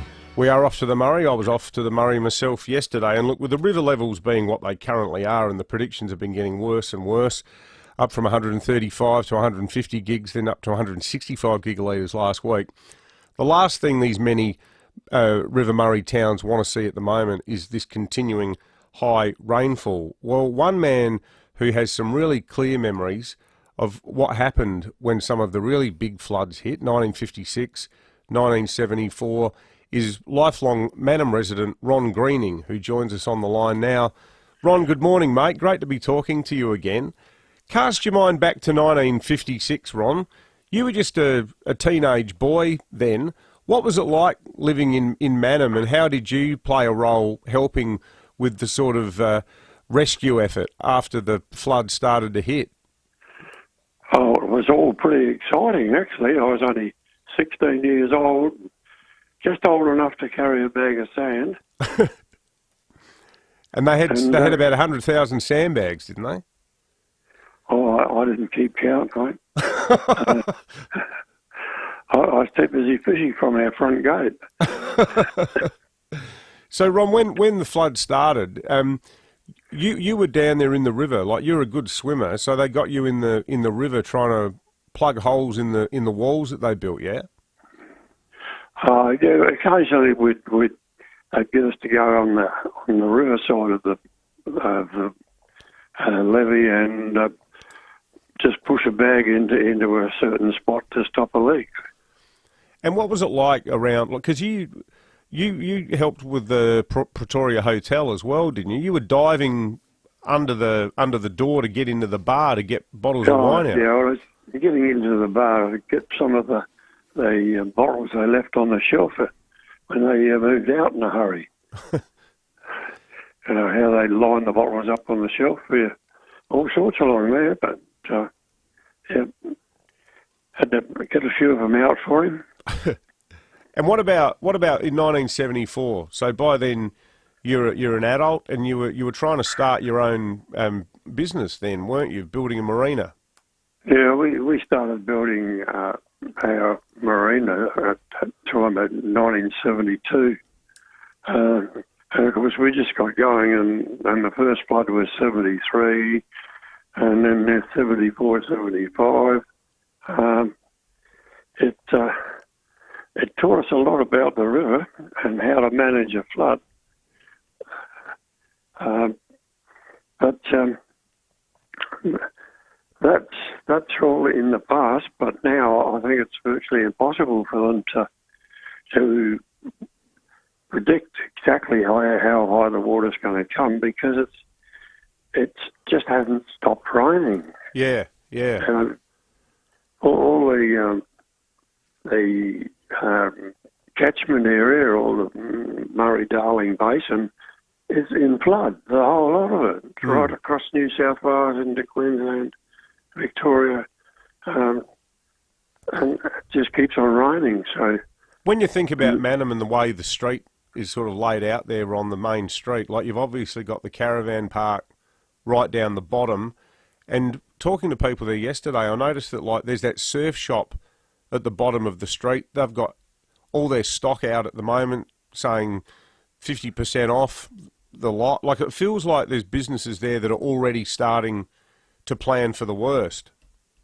Oh, yes, it's happening. I went for a little drive yesterday, and there's quite a lot of people who've been sandbagging, especially under, well, we used to call them shacks, but they're pretty smart houses down by the river nowadays. Yeah. There seem to be a lot of boats. People are moving their boats away from the town as well, because obviously the water level... Where are they going to move? Yeah, well, that's true. That's true. I'm sitting here looking out over Manor Waters Marina, because that's where we live now. Our son runs the marina 12 k's up the river, but they don't know where to go. Yeah. They've just got to try and survive, and that's going to be difficult for a lot of them. Yeah, no, it certainly is. Well, it's going to be a massive story over the coming weeks, Ron, and we're covering it through all of the different towns along the Murray. Great to chat to you again, mate. We'll stay in touch. Ron Greening from Mannum. It was amazing yesterday. So we went to the Pretoria, and the prediction there is that on the current projections, the water will probably at the very least get up to the back tables on that lawned area. But as Ron said, like, there's people sandbagging already. There's people along River Lane who've got, some of them have got, the houses are on stilts, but some of them have now enclosed the bottom of the homes, and people are taking furniture out. There were a couple of places that had big trailers filling up with kayaks and things like that. And as I said before, on the other side of the river, it's already pretty boggy over there, so who knows what it's going to be like in a few weeks' time. 34,713 customers currently without power, according to SA Power Networks. Been keeping that updated over the course of the morning, and you've been keeping us updated about what's happening out on our roads. A few messages coming in. Traffic lights are out at South Road, Corunna Avenue in Melrose Park. Also, Henley Beach, Road and Airport Road, the intersection that Sam Dado was out a short time ago. There's a few flights that have been delayed out of Adelaide. The easiest thing for you to do is going to be check the Adelaide Airport's website, because there's a few that are being disrupted given all that's going on at the moment. Susan in Golden Grove has got one hell of a story for us on the text line. Susan says, with all the rain on Saturday, the street drain was blocked with leaves and branches, caused the water to enter my front yard and garage. Water entered the house. I put a call to family, and heaps of towels helped stop the water to the front of the house. There was a good side to this. I've wanted new bark and mulch in my backyard. Well, the front yard bark and mulch is now in my backyard. Well, that's some good news, I guess, Susan. Thanks to the family that helped me. Your husband was away for work. The most perfectly timed work trip that you could possibly imagine. Thank you for that, Susan. We're auditing the suburbs today following the storm activity on the weekend. So if you've got a story for us, or even a tidbit of information with regard to trees that are down, or roads that are closed, or traffic lights that aren't working, do let us know. 8223 8800. Maybe it's a personal story of how you're getting on. You can text us as well, 0448 08 1395. We'll check traffic and come back with Behind Closed Doors and David Kosh shortly. With summer just around the corner, beat the rush and get your air conditioning sorted now with Mannix. Pretty wet and slippery for the drive-in. Do take it easy and look out for a multi-car smash at Wingfield this morning. It's on the Salisbury Highway near the north-south motorway. Seeing solid delays inbound. Try using Port Wakefield Road to avoid delays. Taringi, tree down blocking both lanes of Norton Summit Road. That's near Climbers Track. And we've got a few blackouts causing headaches at intersections, including Somerton Park, Brighton Road at Elgar Road, also Hindmarsh, Port Road at West Street, and look out for a camera, Fletcher Road at Birkenhead. Looking to upgrade to the latest phone? Get huge deals on select phones at Optus with month-to-month SIM plans. Great value starts with yes. Visit an Optus store today. Adelaide's most accurate traffic on 5AA. There you go. Geez, I'm proud of you. Look how far you've come in such a short time. You'll be the talk of the street. Anyway, I know you do a great job. There's a veranda. Because I built you. Anyways, stay golden. At My Living Outdoors, our tradespeople take building Adelaide's best pergolas and verandas personally. Because if it's not good enough for them, it's not good enough for you. mylivingOutdoors.com.au. City Discount Tires. Get saving this month at City Discount Tires. When you buy 3 Wild Peak AT3W all-terrain tyres, you'll get the 4th tyre free. The perfect tyre for your next adventure. City Discount Tires are a proud multi-tyre and wheel brand retailer offering great service at great prices. Visit citydiscounttires.com.au to find your nearest store. City Discount Tires. We're driven by value. City Discount Tires. We've all done it before. The race against the clock to get food from the shops before they shut. Well, pull a Yui on that and head to Cafe de Villiers Elizabeth instead, and you could win a spot at the ultimate race. Every purchase at the Cafe de Villiers Elizabeth 24-hour drive-through gives you a chance to win the ultimate Varlo Adelaide 500 experience for you and 3 mates, now till November 28. See in store for details. What a great excuse to treat yourself to a coffee, a pie, maybe even a cheeky donut. That's right, save the racing for the track, because Cafe de Villiers Elizabeth is open 24/7. Drive through and grab a bite for brekkie, lunch, dinner and dessert anytime. Hit the brakes on hunger with the brand new Cafe de Villiers Elizabeth, corner of Main North Road and Elizabeth Way. Cafe de Villiers, family-friendly food, open 24/7. Summer. Will it ever get here? You bet. And when it does, you'll be glad you went to Bob Burns Blinds for 30 to 50% off everything. That's 30 to 50% off our entire range, including our custom-made zip screen outdoor blinds. No matter what summer throws at your outdoor entertaining area, the team at Bob Burns Blinds has you covered. Literally. Get set for summer now at Bob Burns Blinds with 30 to 50% off. Book your free measure and quote today. bobburnsblinds.com.au. David Penberthy and Will Goodings. 5AA Breakfast. 12 to 9, Blakey in a moment. So many great calls over the course of the morning. Fallout from the weekend storm event. Local stories, suburban stories, tips for getting around Adelaide. Drive safely, still so many intersections without power. It's a story, though, that's not just in South Australia. The wild weather is Australia-wide. New South Wales too, and it's where we head for our next guest, the host of Channel 7 Sunrise program, David Kosh. How are you guys bearing up over there in New South Wales, Koshy? Well, a whole lot better than you guys. That storm was horrendous over the weekend, but it's just everywhere at the moment, isn't it? Every state is copping it, and the flooding is just so insidious. And And what you really feel for are the regions that are affected, because after a day or two, the rest of Australia, all the other communities move on, but the areas affected then have to deal with the stench and the clean-up, and it can last for so long.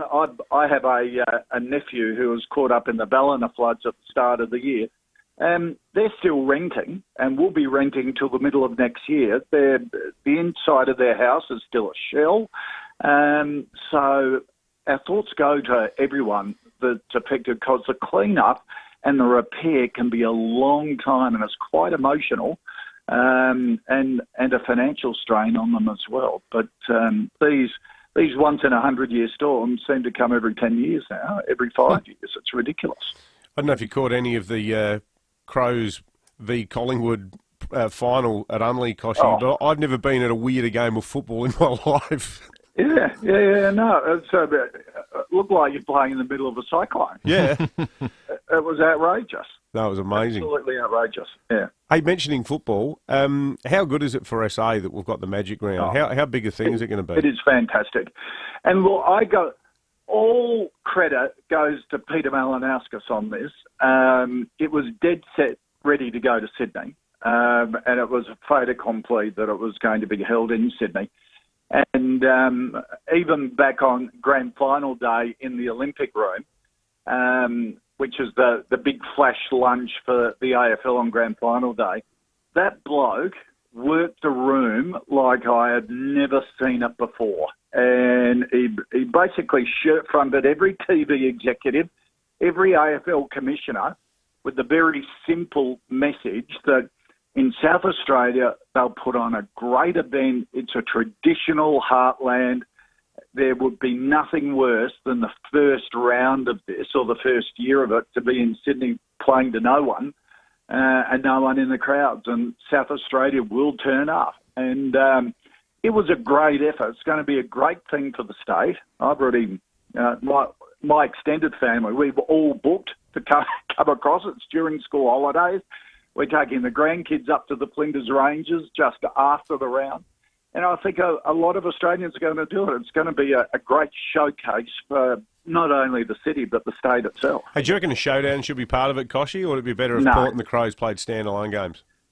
Yeah, I think and there will not be a showdown. I know that for certain, because the AFL, and I think the clubs think it will be wasted. So it would be better for us to play visiting teams, I think, and I think that will be good. The game in the Barossa will be terrific as well. Imagine those sort of pitches going around Australia. It will be beautiful, one of those Barossa grounds to actually play on. I think with the Crows' love of, fine wines, that should be set aside for the Adelaide Football Club, not for the uncouth Alberton crowd. Barossa's more red wine, whereas Crows is more Chardonnay. we might have to play. Really isn't famous for its Chardonnay. Yeah, well, maybe the Crows need to play up in the Adelaide Hills for those cool climate Chardonnays. Yeah. We'll just put you next to the old West End export factory. That'd be more port speed, wouldn't it? Yep, that's where we are. Good on you, Koshy. There you go. Cheers, mate. Host of Channel 7 Sunrise program, David Koch, as we come up to 7 minutes to 9. It is time to go behind closed doors, thanks to Aussie Fast Transport Solutions, interstate freight, distribution, warehousing and local Adelaide couriers. Call Aussie Fast on 13 13 64. And when we get behind closed 1395. Adelaide's 5AA. This is Andrew Brymer. Welcome back to the program. Getting a lot of SMSs here. One here from Jake who says, "Hello Andrew, I used to think you were a knob, but I've really warmed to you lately and now I love listening to you. Keep up the good work." Thank you very much for that SMS, Jake. I really appreciate that. I really do as well. I'm still trying to come up with lyrics to a song about Caruso's P-less. I keep hearing the commercial for P-less in our ad breaks, and I thought what it needs is a song, a jingle. Anna has sent me an email with some lyrics for a P-less song to the tune of Bohemian Rhapsody, and it goes like this. Is this the real P or just incontinence? caught in a knee cross. No escape from my bursting pea. Actually, what I think I really need is some singing tune pills. Open your eyes, look up to the shelves and see. Yep, some anti-completely tone-deaf pills would be great. I'm just an incontinent boy. That should be incontinent, but I mispronunciated it. In need of those Caruso pills. Because I'm easy flow, downward slow, soon my prostate will... Yep, I don't know about P-less pills, but a course of sound like a demented beaver being flung around by its tail-less pills would probably suffice. So anyway, that's enough of that stuff. Let's get on to the more compelling stuff. Here are the lotto numbers. 12... 3. Well, as you know, singing live on the radio is fraught. Yes. Doesn't stop you, though. We got complaints about my attempted Roy Orbison impersonation on Friday. Did we? Yeah, someone said it should be like just written in my workplace agreement, like not allowed to sing. Oh. Maybe we need a blanket ban.